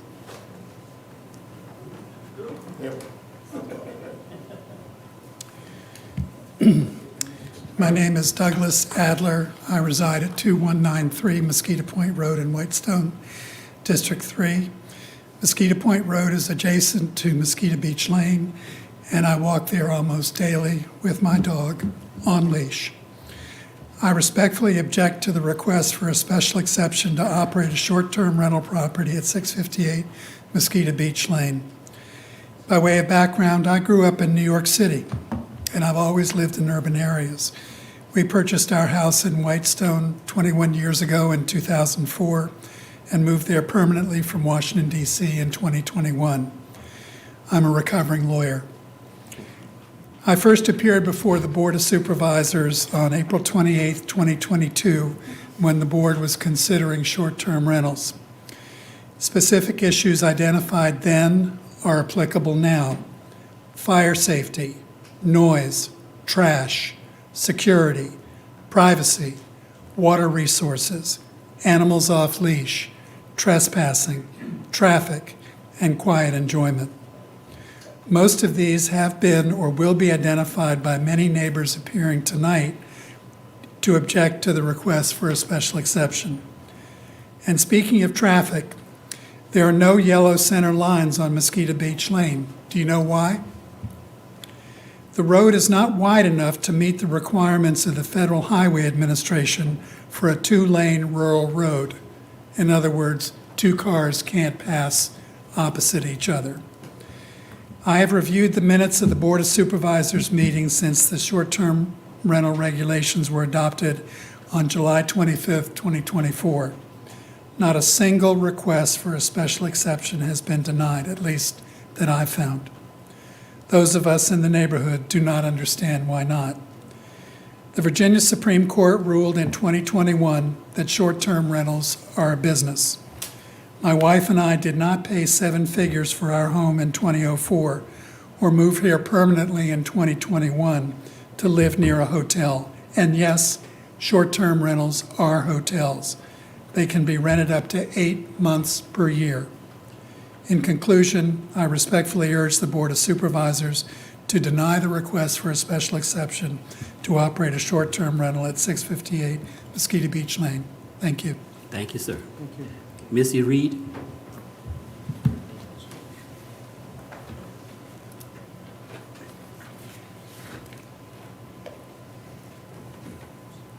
Good evening. Good evening. My name is Missy Reed, and I live at 573 Mosquito Beach Lane is my address. I walk the Rappahannock River side of the beach with my Shetland sheepdogs often. One of my dogs is 11 pounds, the other one is about 22 pounds. This particular day, I saw a woman and a man sitting in chairs on the beach in front of the Strand. And the woman had an American Pit Bull Terrier that looked like about 60 pounds or more. The man had a Rottweiler mix that was about 100 pounds or more. The woman nudged the man as she noticed my dogs and me walking the beach. The woman was holding the harness of the pit bull, and the man put a leash on the larger or Rottweiler mixed dog while he was actually holding the harness as well. The Rottweiler started growling and barking and lunging at my dogs and me. The man stood up to have more leverage to hold his dog. The dog actually stood up on its hind legs as well and was as tall as the man. Both dogs were barking and lunging and straining towards my dogs and me. I picked up my littler dog, the 11-pound Sheltie, and shortened the leash of the other one. And we walked in the water down the beach to get past. So who is responsible for these large dogs coming into the Strand? And if either of those dogs or both of those dogs had gotten away, somebody would have been hurt. Me, my dogs, all of us. So I just say thank you for listening to me, and thank you for your time. Thank you, ma'am. Mark Forth?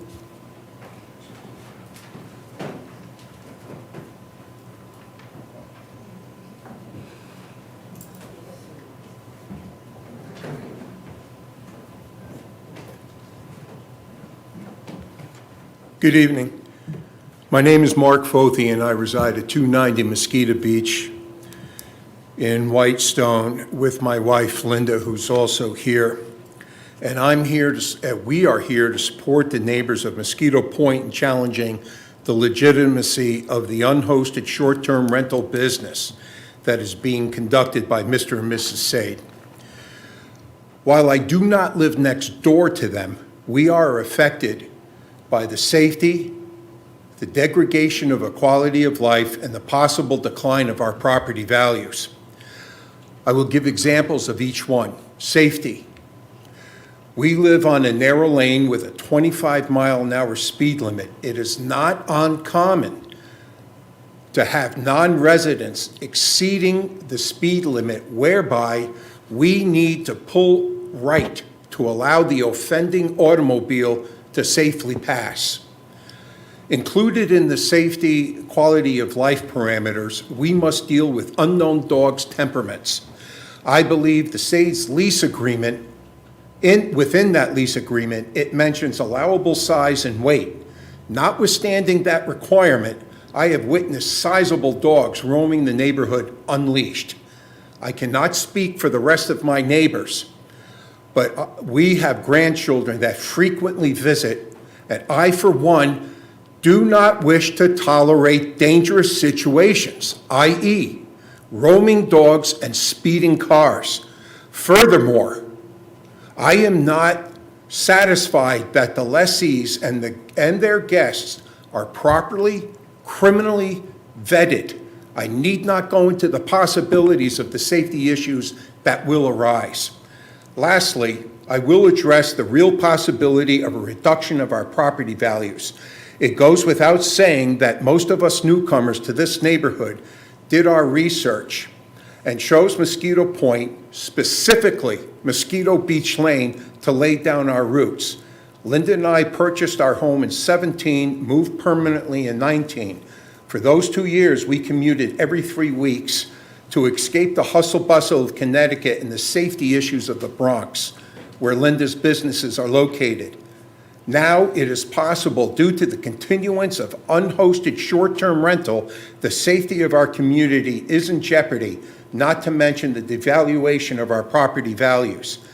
I, for one, will entertain the possibility of having my assessed property value investigated and the associated real estate tax reduced should they deem a reduction in my property value. Thank you. Thank you, sir. All right. Meg Freeman?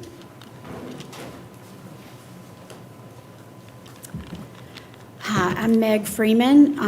I am speaking on behalf of my family. We have a home at 90 Seahorse Drive. We do not live there permanently. However, we are there very frequently. We do not support this special exception. And from what I've heard, there are far more details than I was aware of. To me, it sounds like this is a disruption to this community. It is unsafe. I know that there have been cars driving up that road lickety-split, and they don't really care. I didn't know about the dog situation, which concerns me about my own dog, as well as the grandchildren and having dogs roam the neighborhood. That's very concerning. The other thing, I did have the opportunity to read the email from the owners of the property, and they were completely transparent about the potential of suing. And I don't think that's the type of person that is welcome in our community. And I would hope that this would not be supported by this board of the special exception. Thank you, ma'am. All right. Tom Niesel? Tom? Tom? Okay.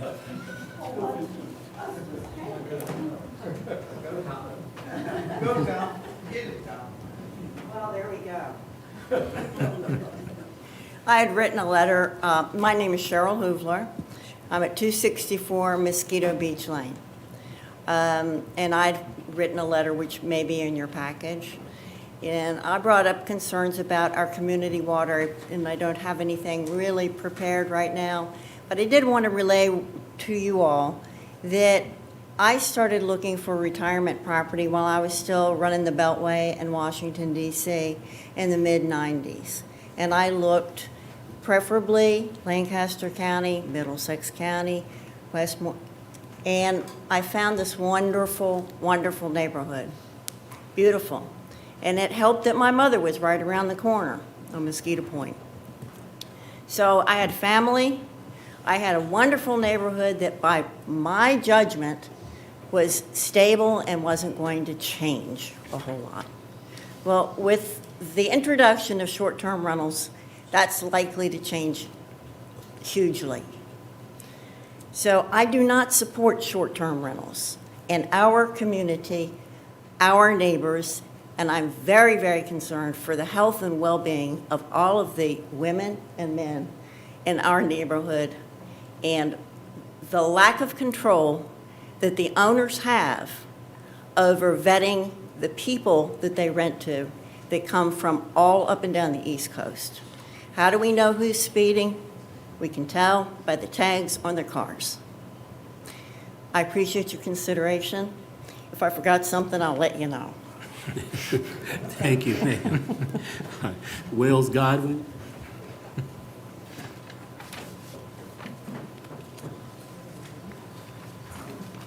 My name's Wells Godwin. I live at 2387 Mosquito Point Road, right around the corner from this. I was not able to speak much or participate when you were writing the new regulations, but I did at one public session suggest that any applicant for a special use for STR have to attest to not being in contravention of any existing agreements. And this case is a perfect case study of exactly why that should be in place, and you did incorporate that. But it shouldn't be the onus of the property owners to enforce what is on a deed. You should reject this permit and do so in the future with any evidence that the applicant has not done proper due diligence in attesting to being straight up with all the binding agreements. Thank you. John Wright? John Wright. K-N-I-G-H-C, Knight. Okay, I thought it was a W. All right.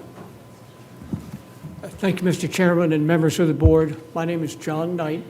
My wife and I own 692 Mosquito Beach Lane, which adjoins the Sage property to the south. My wife and I have owned this property for 20 years. Prior to that, been in my family since 1962, over 60 years. So having said that, I'm a taxpayer of Lancaster County, but my residence full-time is in Henrico. But, so I have not had an awful lot of experience with the Sades and their renters. We do come out mostly in what I would call the off-season. But what my concern is that the property, as Mr. Roberts said, the beaches, I have a beach, there are 4 of us that do, that are subject to an easement to some of the folks who originally, when the property was subdivided, didn't have beaches, so they had access to it. But those of us who actually have beach don't have the right to use the other beaches. I bring that up because the problems that we have had have been with the renters is they seem to migrate off of the rental property beach to our beach. And we particularly have a section of riprap it seems particularly attractive. My concern, again, is the fact that there is frequent trespassing. It's not the kind of thing that I want to have to call the sheriff on or the planning office every time we have a problem with that. So I would just say that under the circumstances and the totality of what you've heard this evening, I would request that you deny this application. Thank you very much. All right. Thank you, Mr. Knight. Mr. Chairman, I would point out Mr. Knight, a highly respected local government attorney, retired. Okay, good. All right, Bruce Edwards.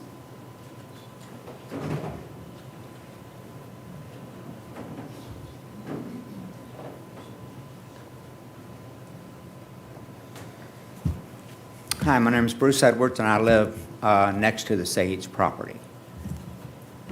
Will y'all who are opposed to the Sage renting this as short-term, please stand up?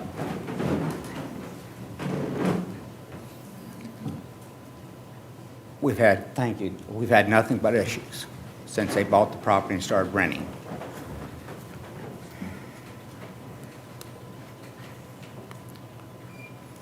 I messed up.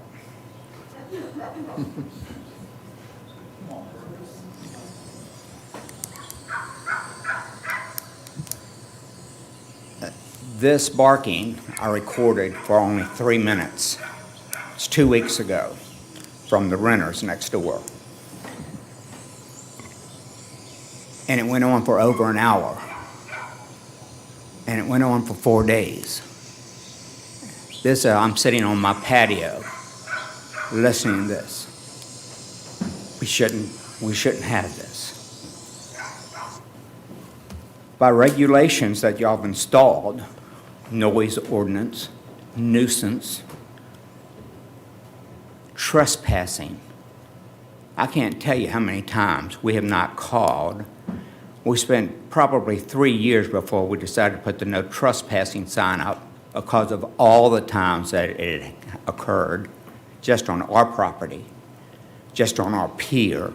We came home one day from being away, and I have 6 people. We have a pergola on the beach. We have 6 renters drinking, adults, down in our chairs on the beach. This shouldn't happen. And it shouldn't be allowed, and we shouldn't police it. Other things.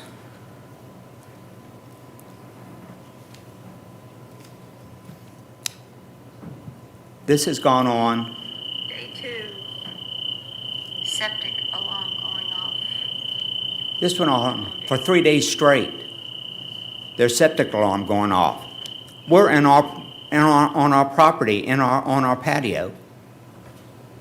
It happened 3 or 4 times, not to that length of time. But put yourselves in our position, on anybody's position. You know what our grandkid girls fear when their dog charged and barked? They were scared to death. Please, I pray y'all will see and do the right thing and not allow this permit to go through. Thank you. Thank you, Mr. Edwards. Is there anyone else? Is there anyone else? Yes, sir. I don't know what happened. I got here early and signed the sheet early. Signed it twice so I could have 6 minutes. It's only fair, right? My name is Fred Clifford, District 3, and obviously I'm with, this group. I had this big, long thing that I probably couldn't have done in 3 minutes anyway, but I did a lot of research before I moved to Mosquito Beach, okay? It was a special place. We actually made 4 trips from South Florida up here checking it out. Talked to the president of the association, Bill Vose, many, many times before we made the decision to move here. Again, it was a super special, quiet, peaceful place. okay?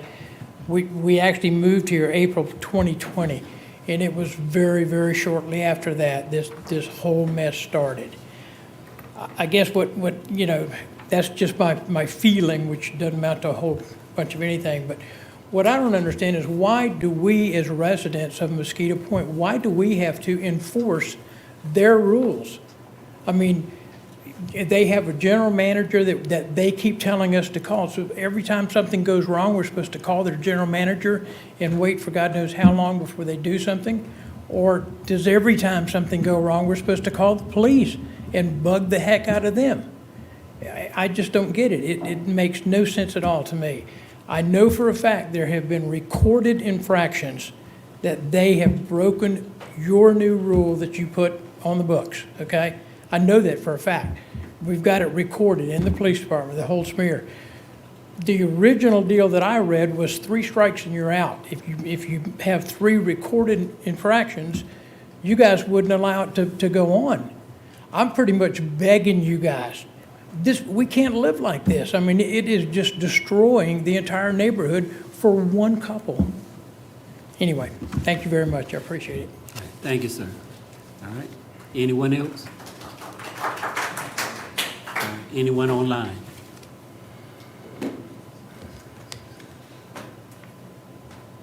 No, sir. Okay. I have no hands raised. All right. All right. Public hearing is now closed. Any comments, gentlemen, before we vote? Is the applicant available online to address any of these concerns? They said that they are trying to speak online, You're trying to speak? but I don't know. Okay, well, they, have to raise their hand first. I had 37 people that couldn't get in. tell them to raise their hand. They are at 8. Well, while we wait on that, I have a couple of questions for Olivia or the county attorney. There were mentioned about deed restrictions for this type of thing in their deed. Right. Do we have any background on that? We don't have any background, but as you know, the county cannot enforce private agreements, private deed restrictions, private covenants. We cannot enforce that. The property owners can enforce it, but the county, as a governmental body, cannot. Under the HOA rules for that, We cannot enforce it. but we do enforce deeds or legal requirements of deeds, correct? No, That are filed?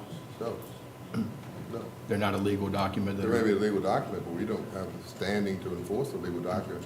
If I deed a piece of property to you and say you can't have a cow on it, the county can't make you not have a cow on it. The other question, they do have an HOA, but their HOA currently does not restrict this use? I don't know. Or could it be could they amend their HOA to do They that? would need to seek private counsel's opinion on that. While you're on that, Just a minute, sir. Hold on a minute, sir. while you're on that, Hold on a that minute. point, what about the commercial part of it? I mean, it's an HOA thing, but the quote is that no commercial business, and this is commercial, but that's HOA. That's a HOA issue. They are entitled to enforce their restrictive covenants. They're entitled to enforce their HOA regulations, but the county is not entitled to enforce those. I do have a lot of concern. I mean, the comment was made that no special exception has been denied before this board. That is correct, because nobody has brought forth the kinds of arguments that you had of violations on any of those particular previous approvals. The violations were more, I would say, misleading in their ads. Maybe they did have had a 4-bedroom and they were only really allowed a 3-bedroom. Those issues were corrected and they haven't had any further issues. So there are a lot of legitimate issues here that I would like to hear from the owners, and since that is not available at this point, I would move to table this currently, because I don't have enough information and there's enough credible violations already in place that the owner needs to address prior to me wanting to vote. The owner's now online? All right, okay. Before I go to the owner, you wanted to address the HOA issue? Yes, sir. All right, come on.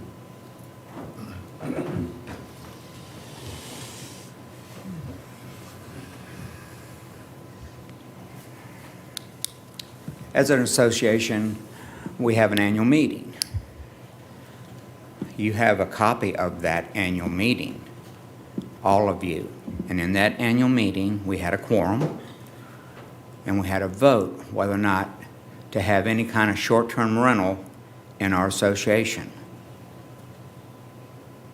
Nothing, we voted to not have anything shorter than 30 days. The seeds were there.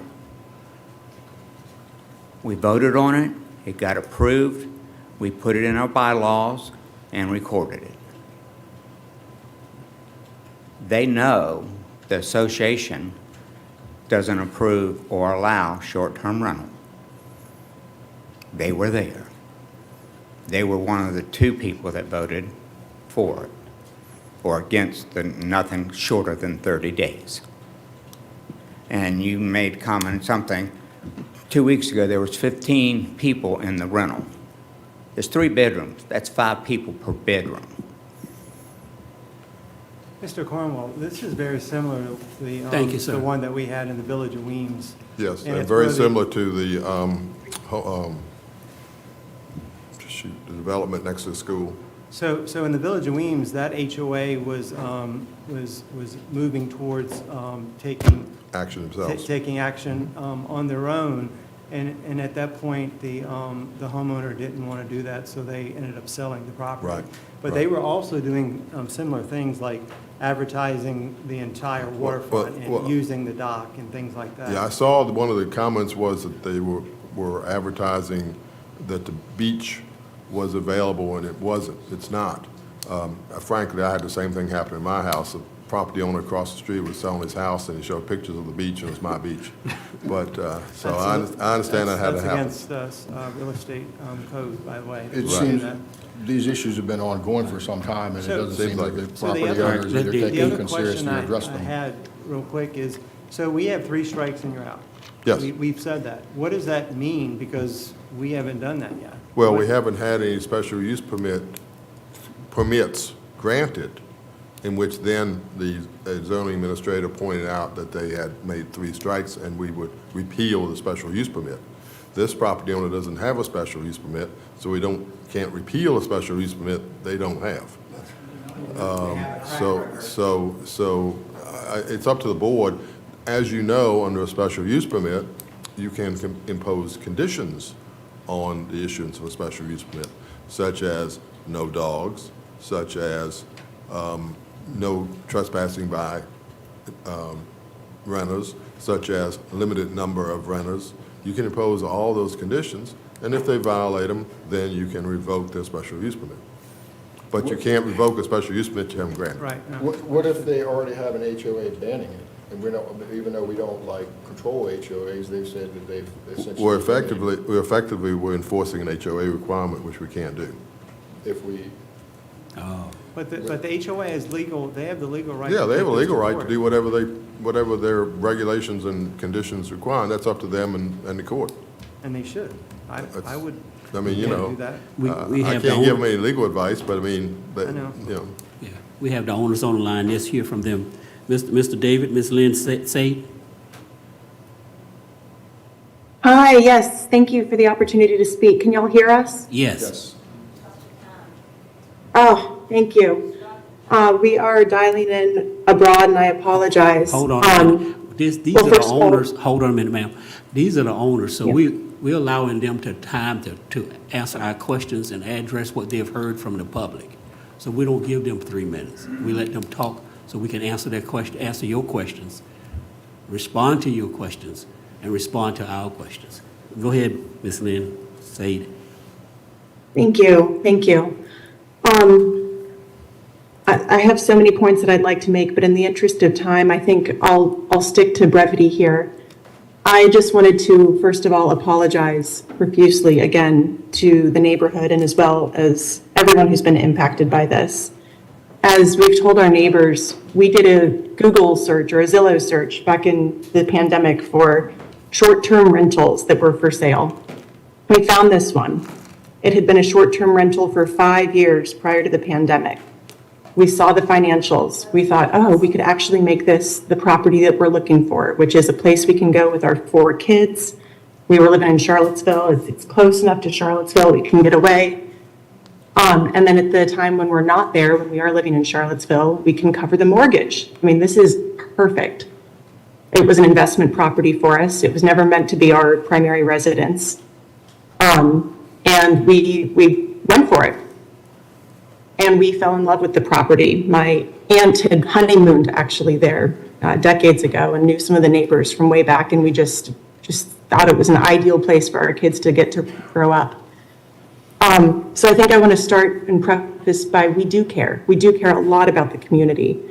It's hard to have 4 kids and not care about the community. And I just want to be completely transparent about where we're coming from. We never intended to leave Virginia. I am an intelligence officer with the U.S. Department of Defense, and I am stationed on official orders with UCOM J2, their intelligence command and component here at RAF Molesworth in England, where we are supporting the UCOM commander with all of the work that's happening in Ukraine right now. And it is not a path that I ever saw myself taking.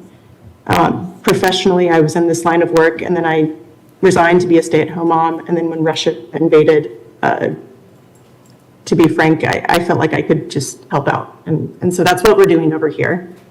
Our kids really like it over here, and it seems like a way of life that is working for us right now. And we've been transparent about everything. We have not hidden anything from our neighbors, because in our mind, that is what makes a community. And I do appreciate everyone coming forward tonight to voice how they're speaking. That's one of the beautiful things that I'm fighting for in my own life, is the ability to speak for what we believe in. I think that that is so important, regardless of the outcome.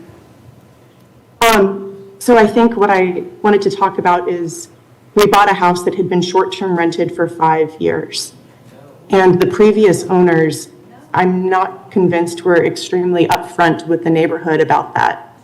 In fact, I might go so far as to suggest they perhaps obfuscated some of their short-term rentals by suggesting to the neighborhood that they just had some friends and guests coming.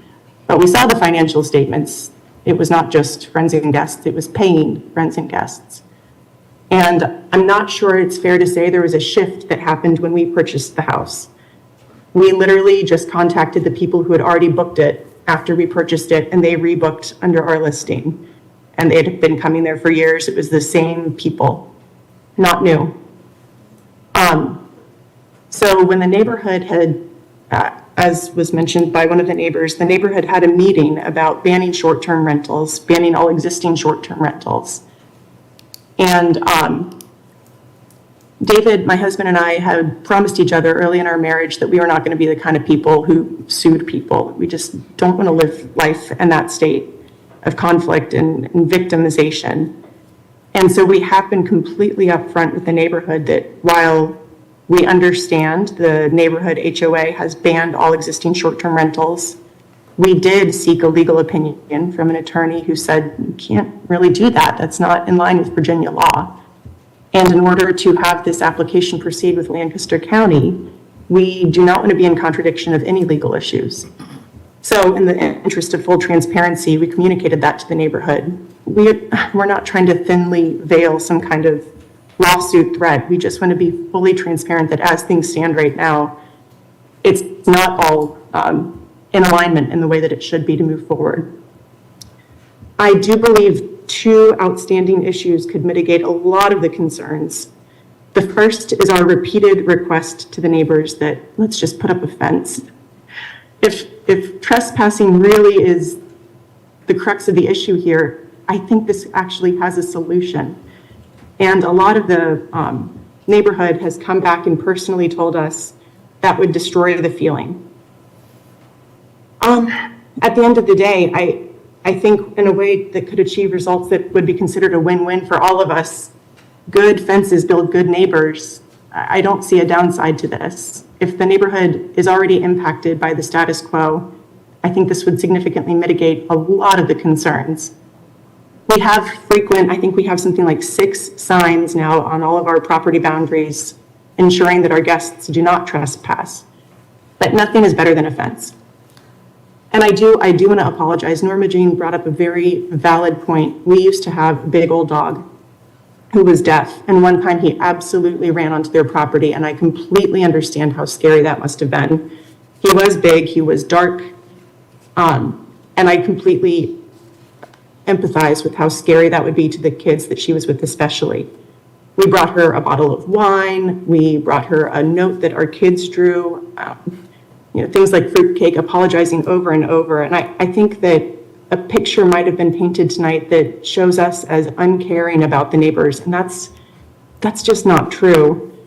We don't want to be a thorn in the side of this neighborhood. We want to be welcomed.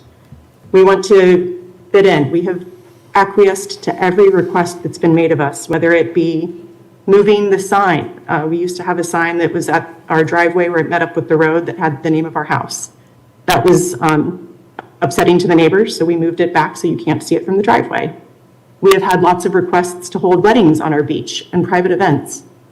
And we totally understand how disruptive that would be to the neighborhood, so we've denied all of the requests for weddings, despite that being a potential source of enormous revenue. The goal here is not money. The goal is to cover our mortgage and give our kids this place to grow up, and now to be our base in America when we go back. To address the concerns when we're not back, when we are here in England right now. We have an amazing property manager, Gleason, and I cannot speak highly enough about her. She is easily accessible, and we have really hoped that people would be able to take advantage of her local accessibility via phone or email. But I think the second concern, I mentioned two, the first is the fence. And the second could be perhaps over-communication. I didn't know that there was a dog barking for a straight hour the other day. That was not communicated to me prior to tonight, and we can do things about that. We do have the ability to either physically stop by and let a guest know, hey, this is too loud, got to do something about this, or we can just make a phone call. But we do have options at our disposal here that haven't been utilized because of a lack of communication. And I think perhaps it is not completely straightforward to suggest that we are just willing to look the other way, because every single request that's been made of us, we're doing something about it. We have lowered the number of guests that we would allow to stay in our house. We have said that guests can't just come for a weekend. It's not a party house, it's a family place. So we've raised a lot of the standards. And ultimately, we want this to work for everyone. Perhaps things will end differently with my support work over here for the Department of Defense, and perhaps we will be moving back to Virginia. It's really hard to know the outcome right now. Despite my job as an intel professional getting paid to know the outcome, I don't know what's going to happen. But we really want this particular property to be something that our kids grow up treasuring and loving, because it is such a special place of Virginia. It's a special place to all of us. I think my takeaway here is we want to reach a win-win solution. We don't want the neighbors to be upset. We don't want any legal violations to be a cause of concern for anyone here. We just want to be able to do what the previous owners had done for their 5 years and quietly rent the property out without causing any concern to the neighborhood. There have been issues, and I will fully admit, of course, things like, wildlife can go through the trash, or like our dog running across to the Edwards' property. That happens. I would also submit that when we have been there ourselves with no dogs, other people's dogs have come onto our property. And we have had noise violations from our neighbors as well. It's not necessarily a one-way street here. One of our guests called us saying that a neighbor had trespassed onto our property, loudly complaining about our guest's teenage son speeding down the road. And our guest has one of those apps where you can check on your kid's driving stats, and she checked, and her son was doing 22 miles per hour.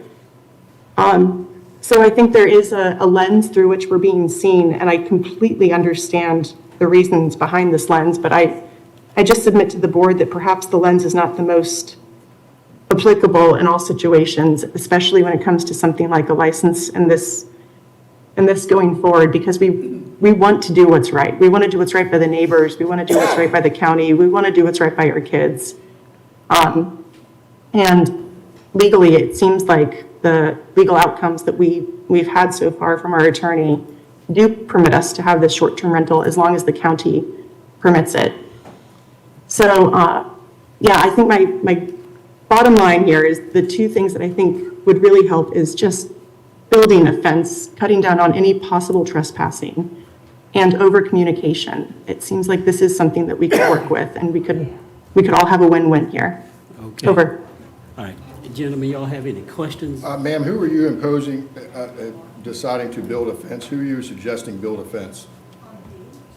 We would like to build it ourselves, and we've asked permission from our neighbors on either side, and we've faced some pretty strong pushback. But we would like to fund it and pay it ourselves. Any additional questions from the? Mrs. Sade, Bill Smith, District 5 Supervisor. I'm looking at a room full of people that don't want you there. And you're putting this board, no, sir, you're putting this board in a very difficult situation. Our job is to make this a great place to live for all county citizens. I'm looking at 5 or 6 sheets of complaints against you, and these are sheriff's reports. And we've made it clear that 3 strikes and you're out, and you have all kinds of strikes here. And I don't like fences. I'll be honest, if that's the biggest turnoff to me is a fence. And if you're deciding or recommending a fence, it tells me that you do have a problem. And a fence isn't the problem. Correcting the problem is the solution. I can't give you advice. I don't know how this board's going to vote. But if I were in your shoes and I was looking at this crowd, I would really consider selling my property and looking somewhere else. Thank you. And sir, if I could, I'm sorry, I did want to add, we have tried to sell it. We have been fully transparent with pretend. Would you repeat that? We couldn't hear you with the clapping and stuff. I'm sorry.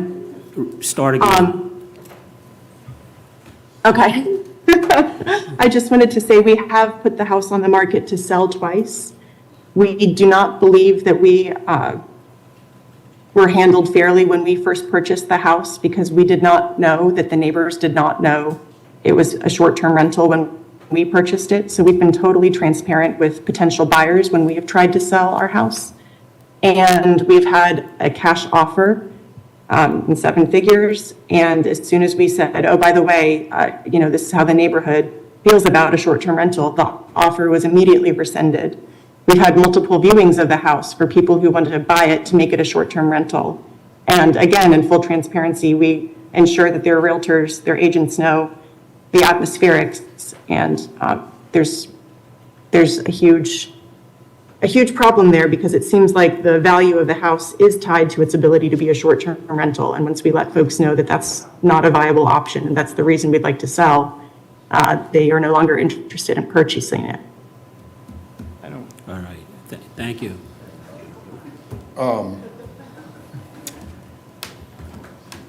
There's just too many issues with this particular one that have been documented.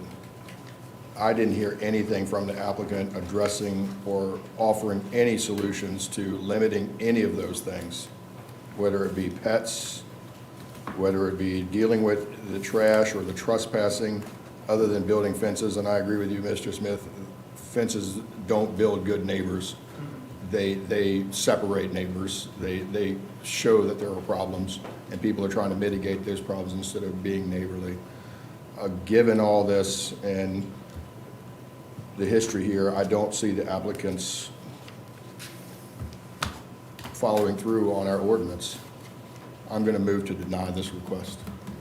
All right. You all heard the motion. All in favor, say aye. Aye. All opposed, nay. Motion carried. Now,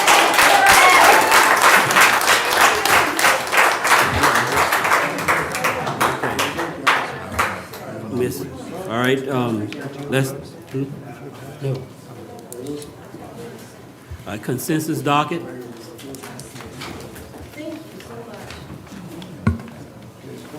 consensus docket? I move for approval of the consensus docket. I was still thinking. All right. If y'all could leave quietly, we still got a meeting. We still got a lot of the meeting left, so. Y'all don't go anywhere. Y'all should have a seat. We've got another hour or so to go. I'm sure you're going to be interested. I think your seats are more conditioned than ours. All right. You've heard the motion concerning the consensus docket. All in favor, say aye. Aye. All opposed, nay. Motion passed. All right. Shh. Shh. Thank you. All right, consideration docket. Mr. Palin, you're sounding like a school teacher back there. I'm going to go to the office. Yep. No, you're wrong. All right. Let me get this blown up so I can actually see it Okay. with my tired eyes. Yeah, we've had a long day. I move that we approve the expenditures for the month of August 2025 in the following amounts. Total invoices, $5,452,518.33. Total payroll, $477,784.71, for a total of $5,930,303.04. All right, you've heard. Of which capital improvements were $4,619,558.17. All right, you've heard the motion. All in favor, say aye. Aye. All opposed, nay. Motion passed. All right, number 2, Mr. Gill. Mr. Chairman, this deals with a proposed amendment to the Lancaster County Code of Ordinances, Chapter 10, Animals, Article 3, Hunting, Section 10-68, Restriction on Caliber Size. The Board of Supervisors conducted and closed the required public hearing on this proposed amendment at its June 26th meeting, but tabled any action until tonight to give board members the opportunity to think about if other possible conditions should be included. Just for everyone's memory, the restriction on caliber size, Section 10-68, the language was proposed to read, rifles and pistols 23 caliber or larger with a maximum capacity of 5 rounds for rifles and 6 rounds for pistols may be used to hunt deer during the general firearms deer season, provided the hunter is in an elevated stand to be 8 feet above the ground level to the center line of the rifle's barrel. The rifle may have a round in its chamber only when it is on the elevated stand, except such weapon may be discharged on the ground when necessary to dispatch a deer wounded from an elevated platform. Section B, rifles larger than 22 caliber may be used for the hunting of groundhogs between March 1st and August 31st, and for the hunting of coyotes outside of the general firearms deer season. And the final addition would be any person who violates the provisions of this section shall be guilty of a Class 3 misdemeanor. You've heard a few comments tonight during public input. You've had a couple months to think about this, and I'll try to answer any other questions you have. Any questions, gentlemen, with Mr. Gill? All right. Any recommendations? Mr. Chairman, in the last 6 or 8 weeks, I've made a lot of phone calls and talked to a lot of hunters and different counters and this counter, and I talked to the game warden about this. And the only way that I can support this is that we change the 8-foot to 10-foot stand, which had to be 10 feet above, that the hunter hunting with a rifle would have to have written permission from the landowner, and that there would be no rifle hunting during organized drives. Now, if you don't know what an organized drive is, that's when you can have a man drive and somebody's down that way, he's sitting in a stand, and you trying to flush the deer out to him, or you can use dogs. And I'm saying, I'm not gonna support it if we don't, we have to disallow that type of hunting, because that makes it a whole lot more dangerous for one thing. That's with the man and the dog? Yeah, Okay. man, yeah, no organized, you can't use a rifle during organized drives, And who man or dog. Who polices that? Well, the game warden got police, and that's the caveat of this, is all of these things that you put in effect is enforcement. It's enforcement. One thing I would add, Mr. Chairman, if I may, is whatever you all decide tonight on this, if you choose to amend this ordinance, make it effective May 1, 2026. I left that off. So that it could be included in the hunting guide for next year. Because if you didn't include that date, any changes that you made tonight would not be enforced by the game wardens until May 1st of 2026. That's correct. So, You know how I feel. Yeah. I'm going to vote. That is correct, what Don said. I forgot, I had it wrote down. Okay, so that was that a Will be motion? effective until May 1st, 2026. And that's your motion? That's your motion? Yeah. All right, y'all all heard the motion. All in favor say aye. Aye.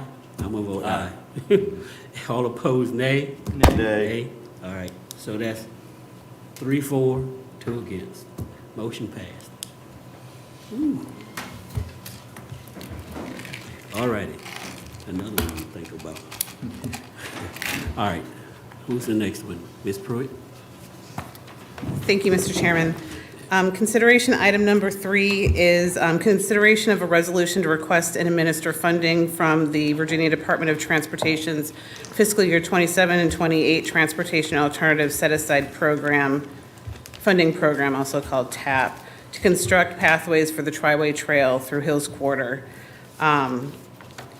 As part of a concerted effort to provide recreational opportunities and open spaces countywide for all of its residents, Lancaster County entered into a public-private partnership with Bay Triangle Trail, a 501c3 nonprofit corporation, to construct a multimodal alternative transportation and recreational trail with the intention of connecting all 3 incorporated towns of the county, called the Tri-Way Trail.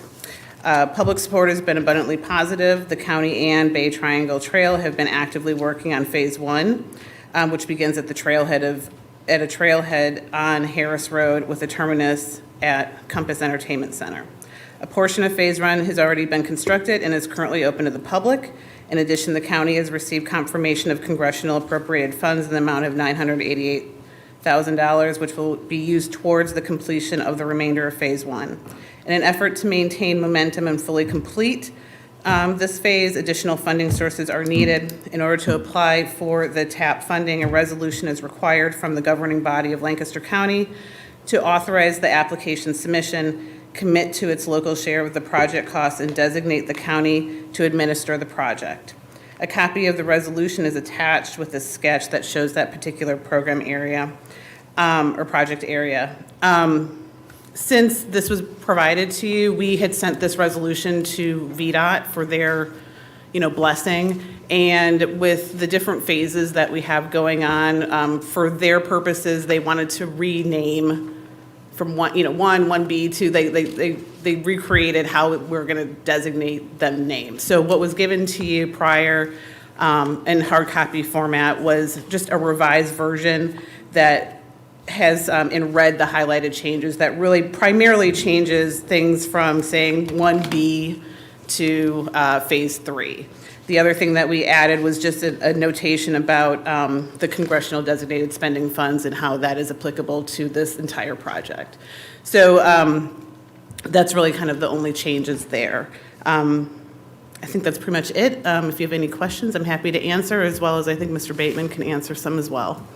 Any questions? Any questions, gentlemen? I'm just happy to see the funding's finally coming out of the spigot, as they say. I would just add that they also added language noting the congressionally designated spending. The process is being phased now to where Phase 1 is complete. We have the money for Phase 2, which is the end of the trail, and we're requesting funding to connect the center, to have the centerpiece to connect those two. We're very happy for VDOT to give us 2 whole meetings to decide on what we're calling the thing. I entertain a motion. I move that we approve the attached resolution. All right, all in favor say aye. Aye. All opposed, nay. All right, the ayes have it, unanimous vote, pass. All right, board reports.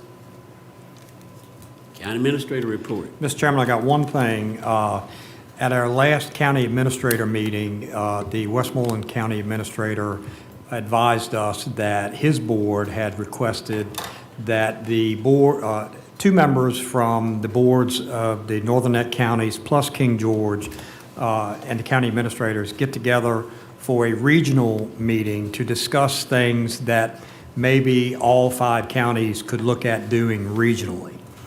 And the date that's been thrown out for this is Thursday, October the 2nd.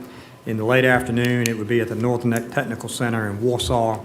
And what we're asking for is for 2 Board of Supervisors members and the county administrator to attend that. Each group come up with a couple of things that you'd like to talk about and see what could be tackled regionally. Isn't the point of the regional planning district to do exactly that? It is, but this Why do we need another meeting? This came from the Westmoreland County Board of Supervisors. I'm just passing it along.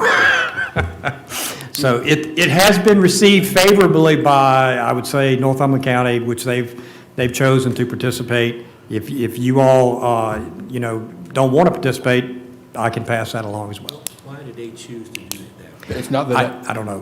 not that I don't want to participate, but I just feel that the Northern Neck District Planning is our regional group for us to meet together, and if there's issues that we need to work regionally, we should just go through the planning district. Yeah, well, the PDC will be invited to that meeting as well. It just seems like it's redundant. Yeah. I mean, I don't mind engaging in the meeting, but I don't think that we should expend a lot of time in something that's recreating a wheel that's already in place. That's why I brought it up to you. So, and I don't really need an answer from you tonight. If there are a couple of you who would like to participate in this, you can let me know by email. And when is, I think it's fine that we should engage in the first meeting and just see what's going on, but I think we need to have a discussion that regional planning is already in place through the Northern Neck District Planning, and so what would this extra group do, and what authority would they really have other than talking? And it doesn't do any good to go to meetings just to talk. Those are worthless meetings. And informative. I mean, we spent years in school going to worthless faculty meetings. You don't need to, this board doesn't need to go to worthless meetings that nothing happens and we just do nothing but talk. So talk is cheap, action requires movement and actual putting the rubber on the road. And it's hunting season. Please don't shoot the messenger. It just seems duplicate, but I mean, as a regional partner, I think it's good that we work together, and we want to have our neighboring counties be friendly together and work together wherever possible, so I don't want to be like, no, we don't want to do it. Yeah.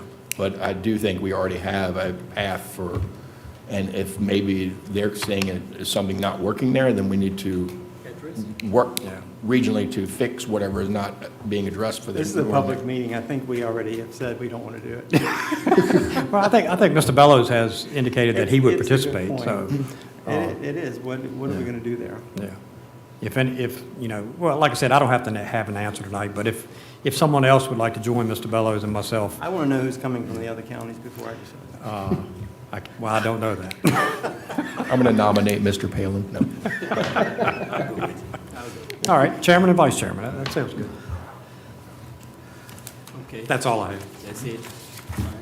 What's that date again? Oh, yeah. Thursday, October 2nd, and it's going to be in the late afternoon, and I don't think the exact time's been settled yet, but I think it's probably like 4 o'clock at the Votech Center in Warsaw.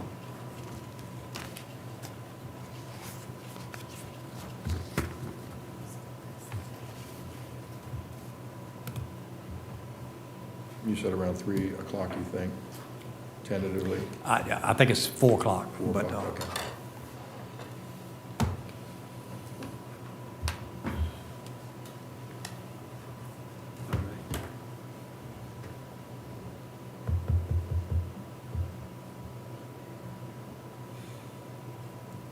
Anything else? Are we ready for a closed meeting motion? Yeah, we ready. I move that the Board of Supervisors enter into a closed meeting for 1, personnel per Section 2, 2.23711A1 of the Code of Virginia, 2, acquisition, disposition of real property per 2.23711A, legal matters per Section 2.23711A, and 4, the protection of the privacy of individuals and personal matters not related to the public business. Okay, you've heard the motion. All in favor say aye. Aye. Aye. We're now in closed session.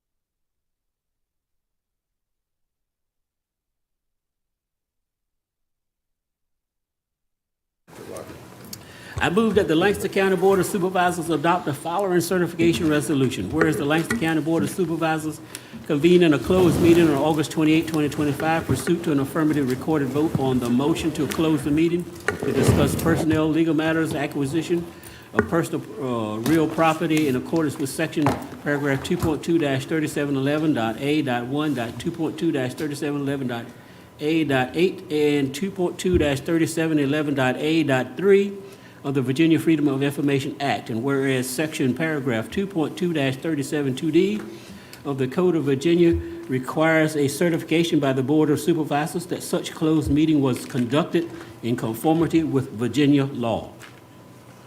Now, therefore, be it resolved that the Lancaster County Board of Supervisors hereby certifies that to the best of each member's knowledge, number one, only public business matters lawfully exempted from open meetings requirements under the Virginia Freedom of Information Act were heard, discussed, or considered in a closed meeting to which this certification applies. And two, only such public business matters as were identified in the motion by which the closed meeting was convened were heard, discussed, or considered in the meeting to which this certification applies. Before a vote is taken to this resolution, is there any member who believes that there was a departure from the requirements of number one and number two above? If so, identify yourself, state the substance of the matter, and why, in your judgment, it was a departure.